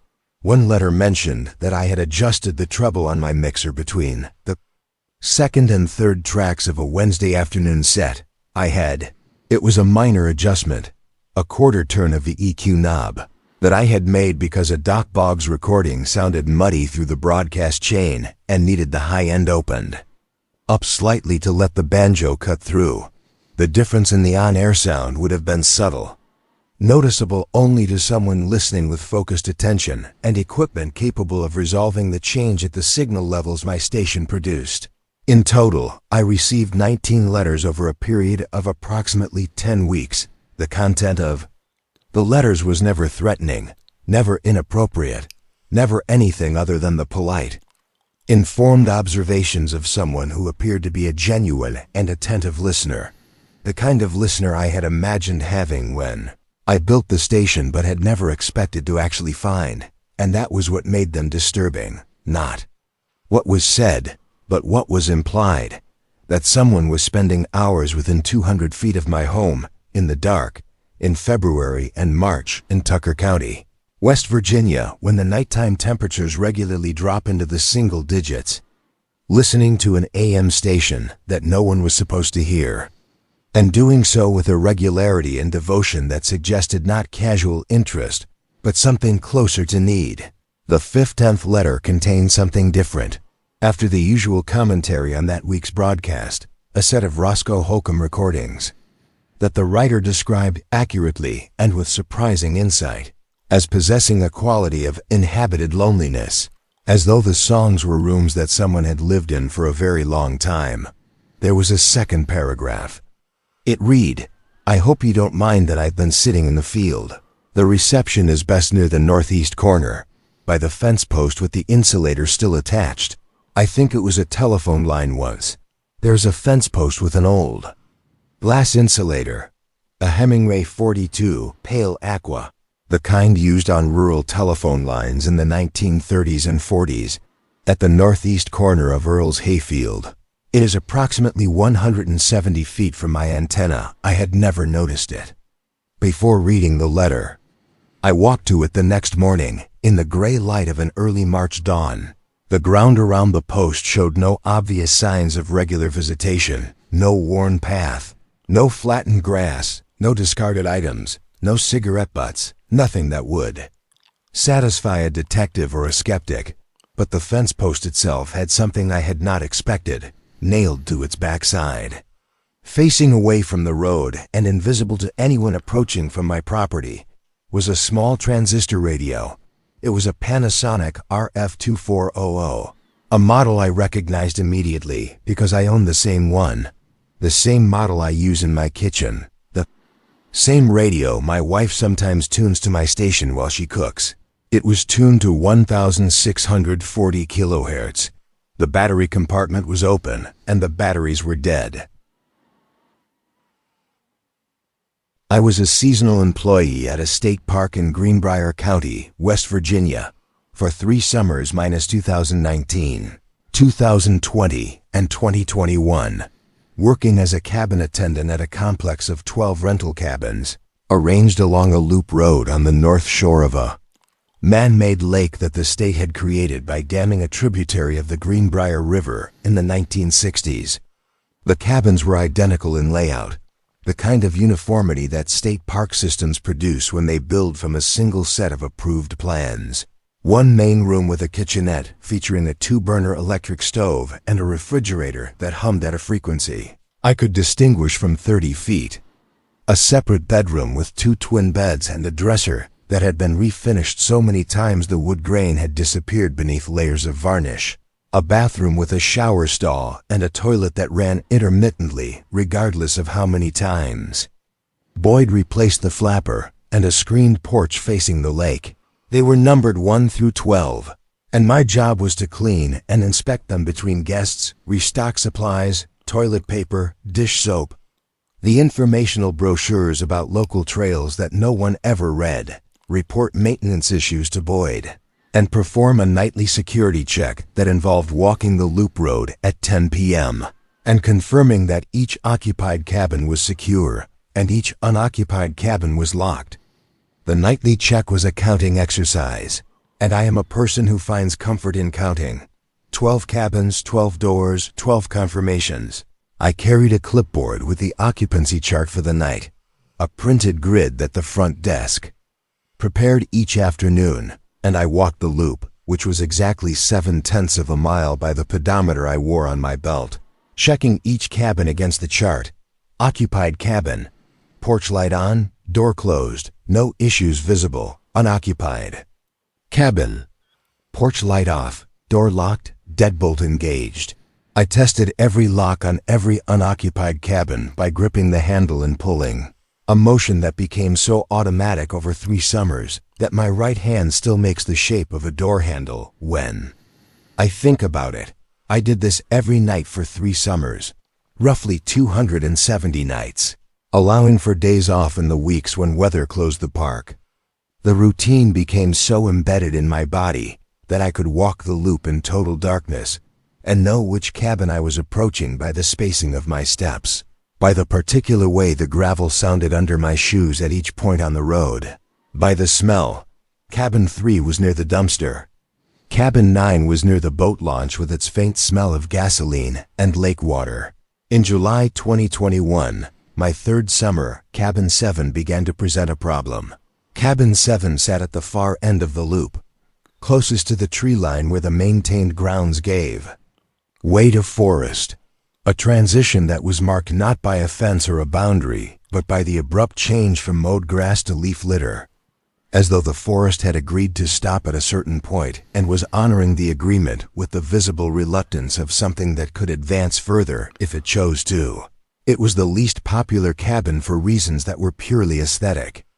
The view from its porch was partially blocked by a stand of white pines that the Park Service had planted in the 1970s as a windbreak and never thinned, and the walk from the parking area was slightly longer than for the other cabins, a difference of perhaps 200 feet that was enough to discourage guests who arrive with coolers and children and the specific kind of fatigue that comes from driving 4 hours to reach a place where the point is to do nothing.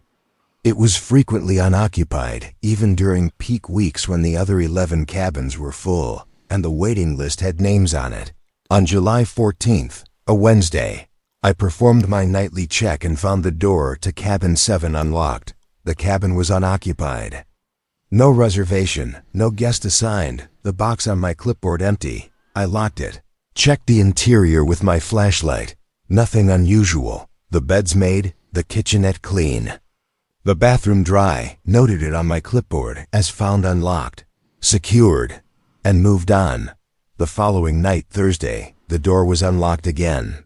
Same procedure. Lock, check, note. On the 3rd consecutive night, I paid closer attention. I locked the door at 10 p.m. Tested the deadbolt by turning it firmly until I felt the bolt seat into the strike plate. Confirmed engagement by pulling the handle, solid, no give, and walked the rest of the loop. At the end of the loop, roughly 20 minutes later, I turned around and walked back to Cabin 7, varying my pace, listening. The road was empty. The pines stood silent in the windless air. The lake reflected the quarter moon in a way that made it look like a piece of the sky had fallen and not yet settled. The door was unlocked.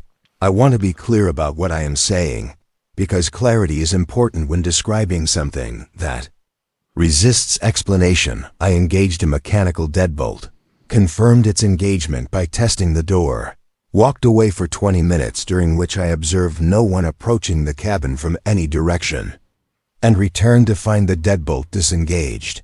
The deadbolt was a standard Schlage B60N, keyed on the exterior, thumb turn on the interior. To unlock it from outside, you needed a key that I had, that the front desk had, and that Boyd had. 3 keys, no others existed, according to the park's key inventory. To unlock it from inside, you turned the thumb turn. There was no other mechanism for the deadbolt to disengage. I went inside with my flashlight in one hand and my radio in the other, though I did not key the radio because what would I have said? There's a door that unlocked itself. The cabin was empty, all windows closed and latched from the inside. The twist handle locks engaged, no one under the beds, no one in the bathroom, no one in the closet, which was shallow enough that concealment would have required a person to be significantly smaller than any adult I could imagine. The back door, a secondary exit that opened onto a small concrete pad behind the cabin, was locked and chained from the inside. The chain a supplementary security measure that could only be set from within the cabin. I reported the issue to the park superintendent the next morning. A man named Hargrove, who had run the park for 8 years, and who listened to my account with the expression of someone being told something they do not know what to do with, and have decided to address through procedure rather than investigation. He sent Boyd, the maintenance worker, a quiet, methodical man who had been with the park for 15 years, and who approached problems with the unhurried confidence of someone who believes that all things mechanical have mechanical explanations. Boyd examined the lock, tested it multiple times, and found nothing wrong with the mechanism. He replaced the entire lock assembly anyway. Deadbolt and knob, new hardware, new keys. That night, I performed my check. Cabin 7, new lock, new deadbolt. I engaged it. I tested it. I pulled the door. Solid. 20 minutes later, the deadbolt was disengaged. This continued for the remainder of July and into August. I locked the door. It unlocked itself, or was unlocked by something I could not see or hear or detect. Every night, without exception, for 27 consecutive nights, I varied my routine. I checked at different times. I watched the cabin from the tree line for intervals of up to an hour with a pair of binoculars I borrowed from the naturalist station. I asked Boyd to install a hasp and padlock on the exterior in addition to the deadbolt, a redundancy that seemed absurd, but that I hoped would provide at least a diagnostic clue. The deadbolt disengaged regardless. The padlock remained locked, the shackle fully engaged. Untouched, this created a condition that should have been mechanically impossible. The exterior padlock was secure, meaning no one had opened the door. But the interior deadbolt behind it was disengaged, meaning someone, or something, had turned the thumb turn from inside a cabin that was empty. Chained from within, with all windows latched, Boyd, who was not a man given to speculation or to the kind of stories that park employees tell around campfires after the guests are asleep, told me something during one of his repair visits that I have turned over in my mind many times since. He said that in his 15 years at the park, Cabin 7 had generated more maintenance calls than any other cabin in the complex, more than the other 11 combined in some years. Guests complained of cold drafts in July. The plumbing made sounds that Boyd described, with characteristic understatement, as conversational, as though the pipes were not just resonating but communicating. The screened porch door would not stay latched, swinging open at intervals that guests described as regular enough to be timed. He said these things with the careful neutrality of a man who has decided that the facts are the facts, and that interpreting them is someone else's job. I asked the park superintendent if there was any history associated with Cabin 7, any incident, any story, anything in the park's records that might serve as context for the anomalies. He told me that the cabins had been built in 1968 and that the construction had been contracted to a building company from Lewisburg. During the construction of the cabin loop, a worker had suffered a fatal accident, a fall from a roof during the framing phase, but Hargrove did not know which cabin it had occurred at, and the incident report, if one existed, was archived at the state level in a record system that predated digitization and that no one had requested access to in the time he had been superintendent. I do not know if that accident is connected to what I experienced. I do not believe in connections of that kind, or I did not before July 2021. And now I occupy the uncomfortable middle ground of a person who does not believe in something, but cannot explain what happened without it. What I know is that for 27 nights, I engaged a mechanical device designed to prevent entry, a device with no electronic components, no remote capability, no mechanism for disengagement other than a key or a thumb turn, and each night, the device was disengaged by a force that left no evidence of its operation except the result itself. And I know that on the 28th night, August 10th, 2021, when I walked the loop and reached cabin 7, the door was locked, the deadbolt was engaged, I tested it, secure, for the first time in 27 nights. The cabin had stayed locked, and from inside the cabin, standing behind the locked door in a space that I knew was empty because I had checked it 2 hours earlier, and because no one had entered, and because the chain was still set, I heard 3 knocks on the interior surface of the door, slow, evenly spaced, 3 deliberate impacts, knuckles against wood. The sound of someone standing on the other side and rapping not to be let out, but to communicate something simpler and more unsettling, that they were there. That the door was locked because they had chosen to lock it, and that for the first time they were choosing to stay in. I did not open the door. I walked back to the attendant's office, sat in my truck with the engine running and the heater on, and waited for my shift to end. In the morning, Boyd and I checked the cabin together, in daylight, with the superintendent standing in the driveway. The cabin was empty, everything in order, the beds made, the kitchenette clean, the chain hanging loose from the doorframe, unset, the deadbolt engaged. I did not return for a 4th summer. I work at a hardware store in Lewisburg now, selling the same Schlage deadbolts that I once trusted to keep a door locked. I test them in the store sometimes, turning the thumb turn, feeling the bolt seat, hearing the click. They work. They always work. Mechanical things work. That is what I believed. And in every location except one, I still do. The lake below the cabins holds its color differently, depending on the season. Green and opaque in summer when the algae blooms. Steel gray in autumn when the water clears and the depth becomes visible and you can see, if you look carefully from the right angle on the right kind of day, the stumps of the trees that were flooded when they built the dam in the 1960s. Those stumps are still standing down there, 60 years later, in the dark water. Their roots still gripping the ground of a valley that was taken from them and filled with something they were never meant to hold. I think about that sometimes, things that remain in a place even after the place has been changed around them. Holding on to the shape of what was there before. Persisting with a patience that has nothing to do with will and everything to do with the simple refusal to let go. I am a cartographer, or more precisely, I was a cartographer. I retired in 2023 from the United States Geological Survey, where I spent the final 12 years of my career working on the revision and digitization of 75-minute topographic quadrangle maps for the Appalachian region. A project that involved reconciling the physical landscape of the present with the cartographic records of the past, which is a more philosophically complicated task than it sounds. Before USGS, I worked for a private mapping firm in Charlottesville.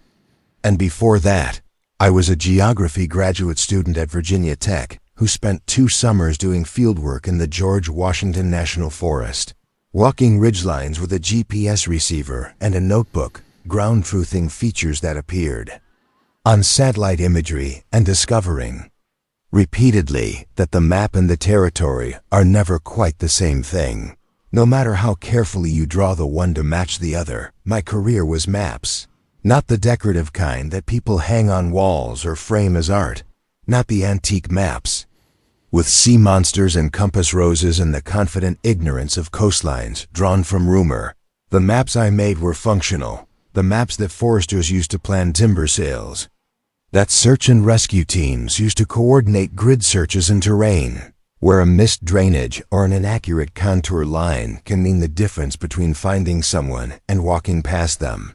that utility companies use to route power lines, and pipelines across terrain that resist straight lines and punishes assumptions.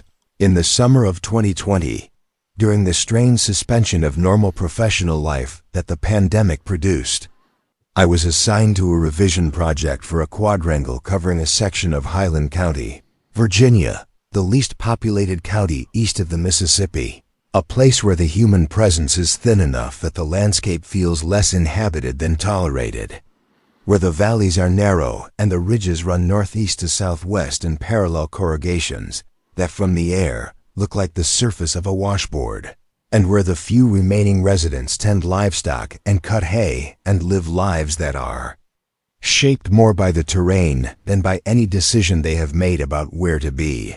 The existing map was a 1969 edition that had been revised once in 1985, and my task was to update it using current aerial imagery, LiDAR data, which uses laser pulses to measure ground elevation through tree canopy, revealing features invisible in photographs, and limited field verification. Most revision work is digital now, done at a workstation in an office, comparing datasets and resolving discrepancies between what the old map shows and what the new data reveals, but certain features required ground truthing, confirming with your own eyes that a structure still exists, that a road is still passable, that a feature flagged in the imagery is what it appears to be, rather than an artifact of shadow or resolution, or the tendency of sensors to see things that are not there and miss things that are. I drove to Highland County in late July for 3 days of field work. The specific area I needed to verify was a drainage on the western slope of Sounding Knob, a prominent peak that rises to just over 4,000 feet near the Bath County line, and that gets its name, according to local tradition, from the way the wind sounds when it crosses the summit in winter, a low, sustained tone that can be heard from the valley floor, and that some people describe as musical and others describe as unsettling. The 1969 map showed a cluster of structures in the drainage, 4 buildings, annotated as cabins, arranged along a creek that the map identified as Jack Run, with a dashed line indicating an unimproved road leading to them from the valley floor. The 1985 revision had retained the structures, but added a note that the road was periodically impassable. The current aerial imagery showed unbroken tree canopy where the cabin should have been, but the resolution was insufficient to determine whether structures were still standing beneath the trees or had collapsed and been absorbed by the forest. I parked at the end of the maintained road, where a gate marked the transition from county jurisdiction to private land, and hiked in. The terrain was steep and heavily forested with mixed hardwoods, oak, hickory, maple, and the understory was thick with ferns and spicebush, and the accumulated deadfall of decades without management. The unimproved road was still visible as a trace, a memory of infrastructure, a slightly wider gap in the canopy overhead, a suggestion of grading where the slope had been cut and filled to create a surface, the occasional piece of gravel visible beneath the leaf litter that covered it. I followed it for approximately 40 minutes, gaining elevation steadily, listening to Jack Run grow louder as I approached its headwaters, until I reached the location where the 1969 map indicated. The cluster of structures. 3 of the 4 cabins were gone, not standing, not ruined, but gone in the way that wooden structures in the Appalachian climate eventually go if no one intervenes, returned to the forest floor through the patient chemistry of moisture and rot and the weight of their own materials, a pile of mossy boards, a stone foundation partially visible beneath a mat of ferns and Christmas fern, a rusted section of stovepipe lying in the creek bed like a piece of industrial archaeology. The forest had not just reclaimed the sites but incorporated them, growing through and over and around the debris until the cabins were less structures than nutrients, feeding the same soil they had once displaced. The 4th cabin was standing. It was small, 1 room, no larger than 12 by 14 feet, with a stone chimney that rose above the roofline and was still plumb A plank door hung on hand-forged strap hinges, and a single window opening covered with a piece of translucent plastic sheeting. That had been secured with roofing nails driven into the frame at regular intervals. The roof was intact, still shedding water after what I estimated to be at least 50 years, covered in the thick, green moss that accumulates on north-facing structures in these drainages, where the canopy holds moisture and blocks direct sunlight for most of the day. The door was closed but not locked. It had no lock, only a wooden latch that you lifted by pulling a leather thong that hung through a hole in the door, a mechanism old enough to feel archaic and functional enough to still work perfectly. I went inside because my job required me to document the condition of knot structures. And because I had been inside hundreds of structures in the course of my career, abandoned houses, collapsed barns, mine buildings, fire towers, and there was nothing about the exterior that suggested danger. What it suggested was persistence.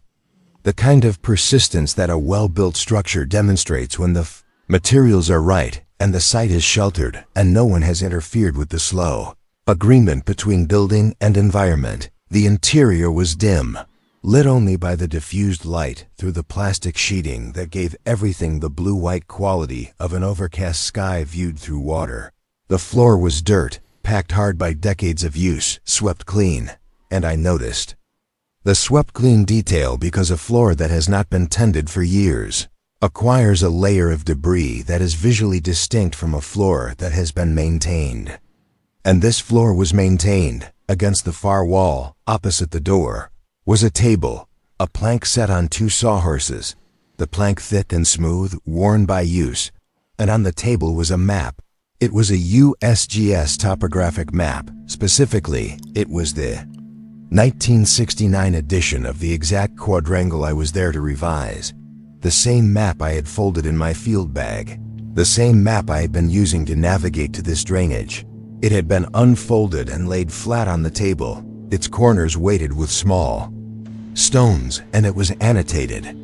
The annotations were extensive and precise.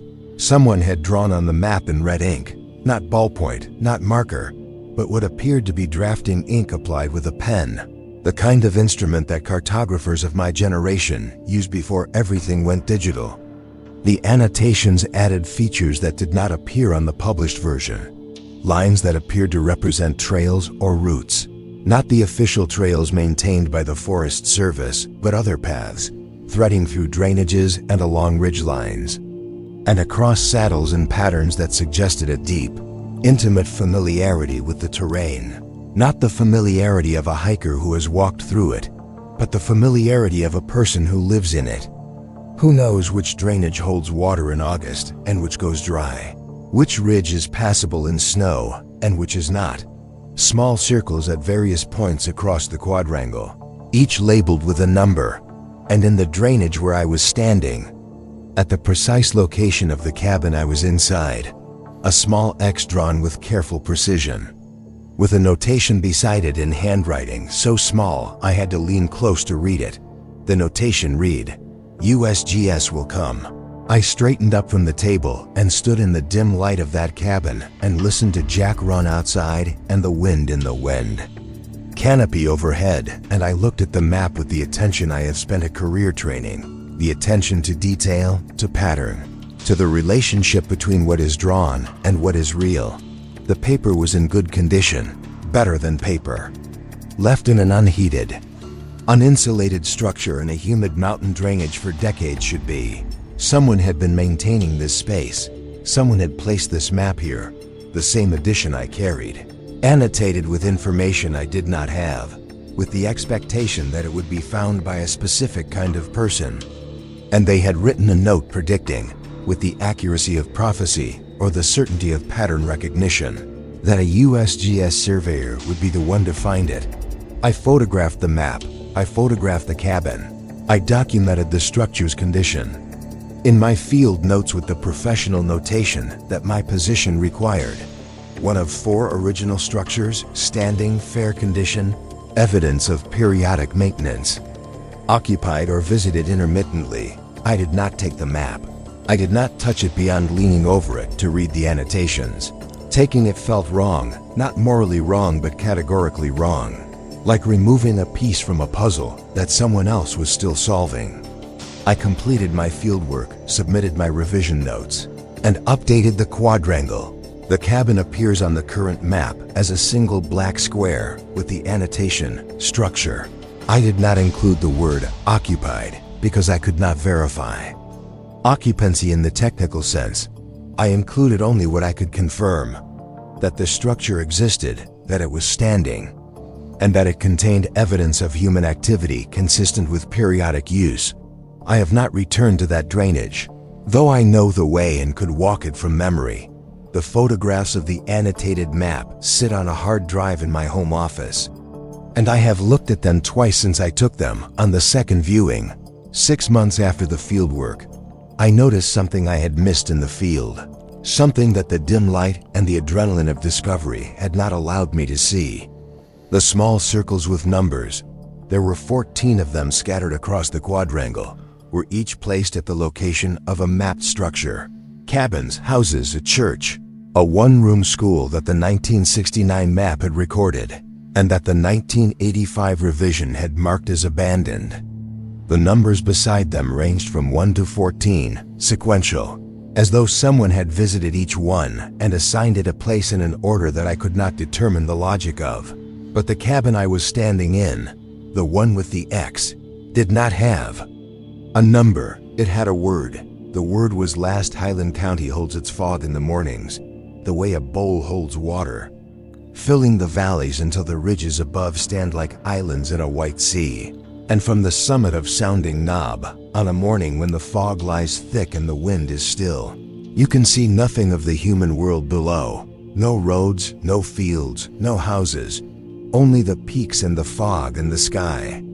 And you can believe for a moment that the map is blank, that nothing has been drawn on it yet, that the landscape is waiting for someone to come and name its features and mark its paths and record its structures, which is what cartographers do and what someone in that drainage was doing long before I arrived. The map I carry in my memory of that cabin, of that table, of those red annotations drawn with a draftsman's hand, is more detailed than any map I have ever published. And it has a feature on it that no official map will ever show. The knowledge that someone in those mountains was keeping a record of things I am not trained to understand, counting structures in an order I cannot follow, and waiting with a patience that exceeds anything I have encountered in my 30-year career of measuring the world, for someone to come and see what they had drawn. My name is not important to this story, but the place is, so I will start with the place. Canaan Valley, Tucker County, West Virginia, a high-altitude valley at roughly 3,200 feet above sea level, ringed by ridges that hold it like a palm holds water, with bogs and wetlands and cranberry glades, and stands of balsam fir and red spruce that make it feel less like West Virginia and more like northern Maine or the boreal forests of southern Canada. A pocket of Ice Age ecology stranded in the central Appalachians when the glaciers retreated 10,000 years ago, and the climate shifted around it, but could not quite reach it. My grandparents owned a cabin on the eastern edge of the valley, near the community of Cortland, from 1973 until my grandmother sold it in 2004. The year after my grandfather died of the particular kind of heart failure that takes men who have spent decades breathing coal dust and wood smoke and the cold air of mountains that do not forgive the things you inhale. I spent portions of every summer there from age 4 to age 17, and the cabin, 2 bedrooms, a stone fireplace that my grandfather had built with sandstone he collected from a creek bed on Cabin Mountain, a kitchen that my grandmother had painted yellow in 1981 and never repainted because the color was right the first time, was as close to a permanent address as my childhood had. Given that my parents moved frequently for my father's work with the Forest Service, following transfers from one ranger district to another across the Mid-Atlantic region, I returned to Canaan Valley in November 2022 for the first time in 18 years.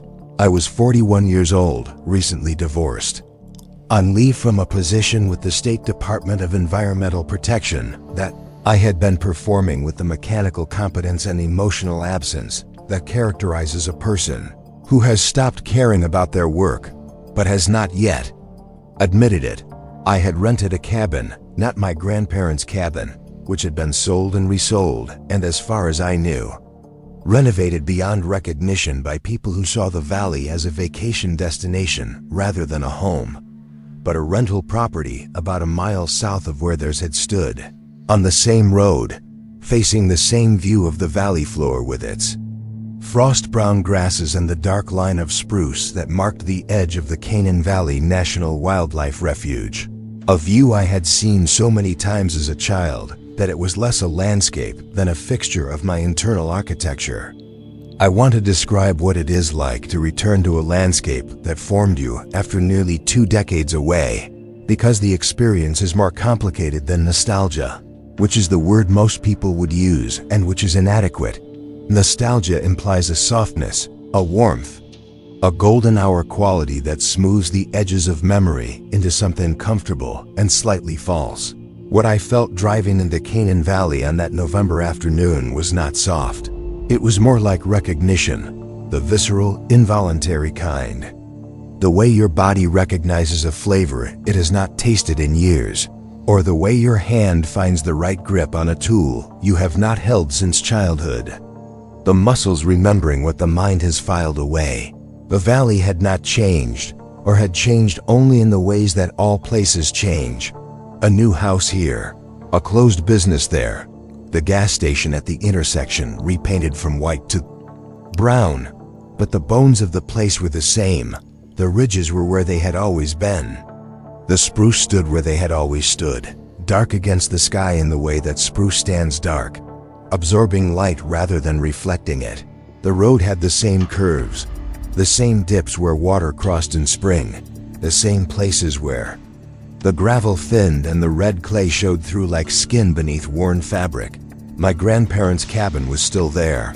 I drove past it on the first day, slowly, with the particular caution of a person approaching something they are not sure they have the right to approach.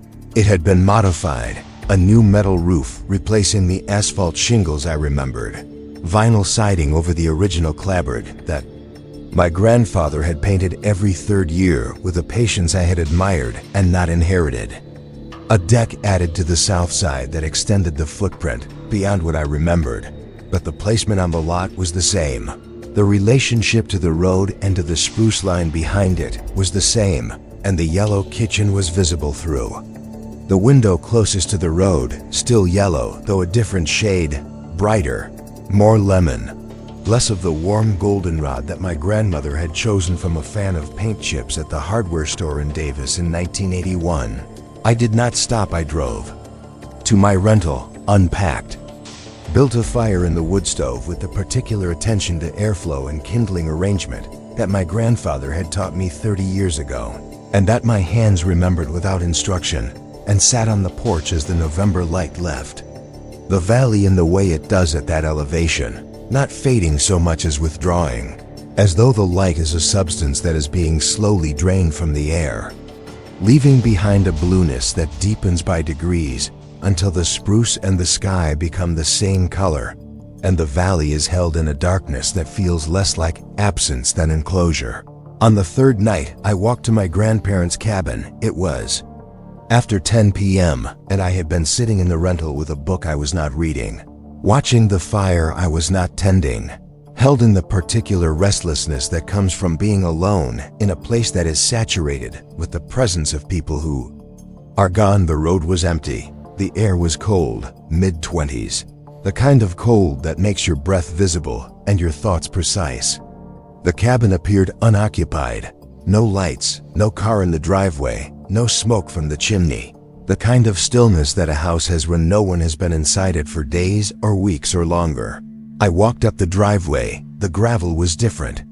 Newer, sharper, the dark angular stone of a recent delivery rather than the rounded, gray river gravel my grandfather had hauled from a creek bed.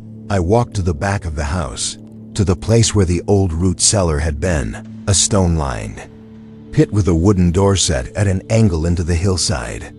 where my grandfather had kept potatoes and onions in jars of the apple butter and preserves that my grandmother made every October from the fruit trees along the fence line. The root cellar door was still there, older, grayed, with the hinges rusted to a color that was almost orange, the wood soft at the edges from decades of moisture. But the door itself still solid, still fitted to the frame, still functional in the way that things made by hand from good materials remain functional long after their makers are gone. I opened it. The hinges protested with the specific sound of rust against rust, a sound I remembered from childhood. Unchanged across the decades, the root cellar was exactly as I remembered it. Not similar, not reminiscent, not like what I remembered, exact, the stone walls. Laid without mortar in the dry stack method my grandfather had learned from his father. Each stone fitted to its neighbors with the precision that comes from understanding how weight distributes through irregular shapes. The dirt floor, hard-packed, dry smelling of earth and cold, and the faint mineral tang that stone gives off in enclosed spaces. The wooden shelving that my grandfather had built from chestnut boards he salvaged from a barn that collapsed on a neighboring property during the blizzard of 1979. Boards he had hand-planed and sanded and finished with linseed oil until they glowed with the particular warmth that chestnut holds in its grain. The shelves still held jars, not my grandmother's jars, not the specific ball and cur jars that I remembered from childhood, with their zinc lids and glass liners, but newer jars, modern production, the kind you buy at any hardware store. And yet they were arranged in the same order she had used. Fruits on the top shelf, vegetables on the middle, preserves and butters on the bottom, left to right. Alphabetical within each category: apple butter, then blackberry jam, then peach preserves on the bottom shelf, green beans, then pickled beets, then stewed tomatoes on the middle. The same order, the same system, the same organizing intelligence applied to different containers, as though the jars were new, but the mind that placed them was not. I picked up one of the jars from the bottom shelf, apple butter, sealed with paraffin wax poured over the surface in a smooth, even layer. The way my grandmother sealed her jars, a method that modern canning guides no longer recommend, because the seal is not airtight in the way that a two-piece lid with a vacuum seal is airtight, but that my grandmother used until the day she stopped canning because it was the method her mother had used, and she did not recognize the authority of a canning guide to overrule her mother. The jar was a ball mason jar, clear glass, pint size, with a handwritten label affixed to the front. The handwriting on the label was my grandmother's handwriting. My grandmother died in 2019, 3 years before I stood in that root cellar holding a jar of apple butter that bore her handwriting, the distinctive, slightly left-leaning script that I had seen on birthday cards, on grocery lists left on the kitchen counter, on the annotation she made in the margins of her recipe books in pencil. Always pencil, because she said that recipes should be correctable. I knew that handwriting the way I knew the valley, the way I knew the cabin, the way I knew the specific taste of the apple butter I had eaten on toast every morning of every summer I had spent in that kitchen with its yellow walls and its window that faced the spruce line, and the woman who stood at the stove and did not need to ask how I wanted my toast because she already knew. The dates on the labels were from the fall of 2022, weeks before my visit, September and October, the months when the stamen apples along the fence line would have been ripe, the months when my grandmother would have been canning if she had been alive, which she was not. The apple butter, the green beans, the bread and butter pickles, all dated, all labeled, all in the hand of a woman who had been dead for 3 years and who had sold this property 18 years before her death.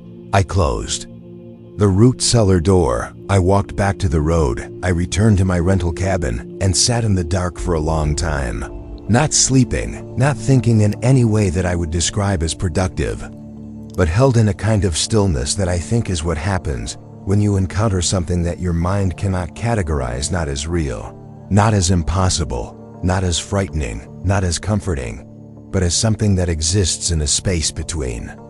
Categories, a space where the labels you have spent your life applying to experiences do not adhere, and you are left holding the thing without knowing what to call it.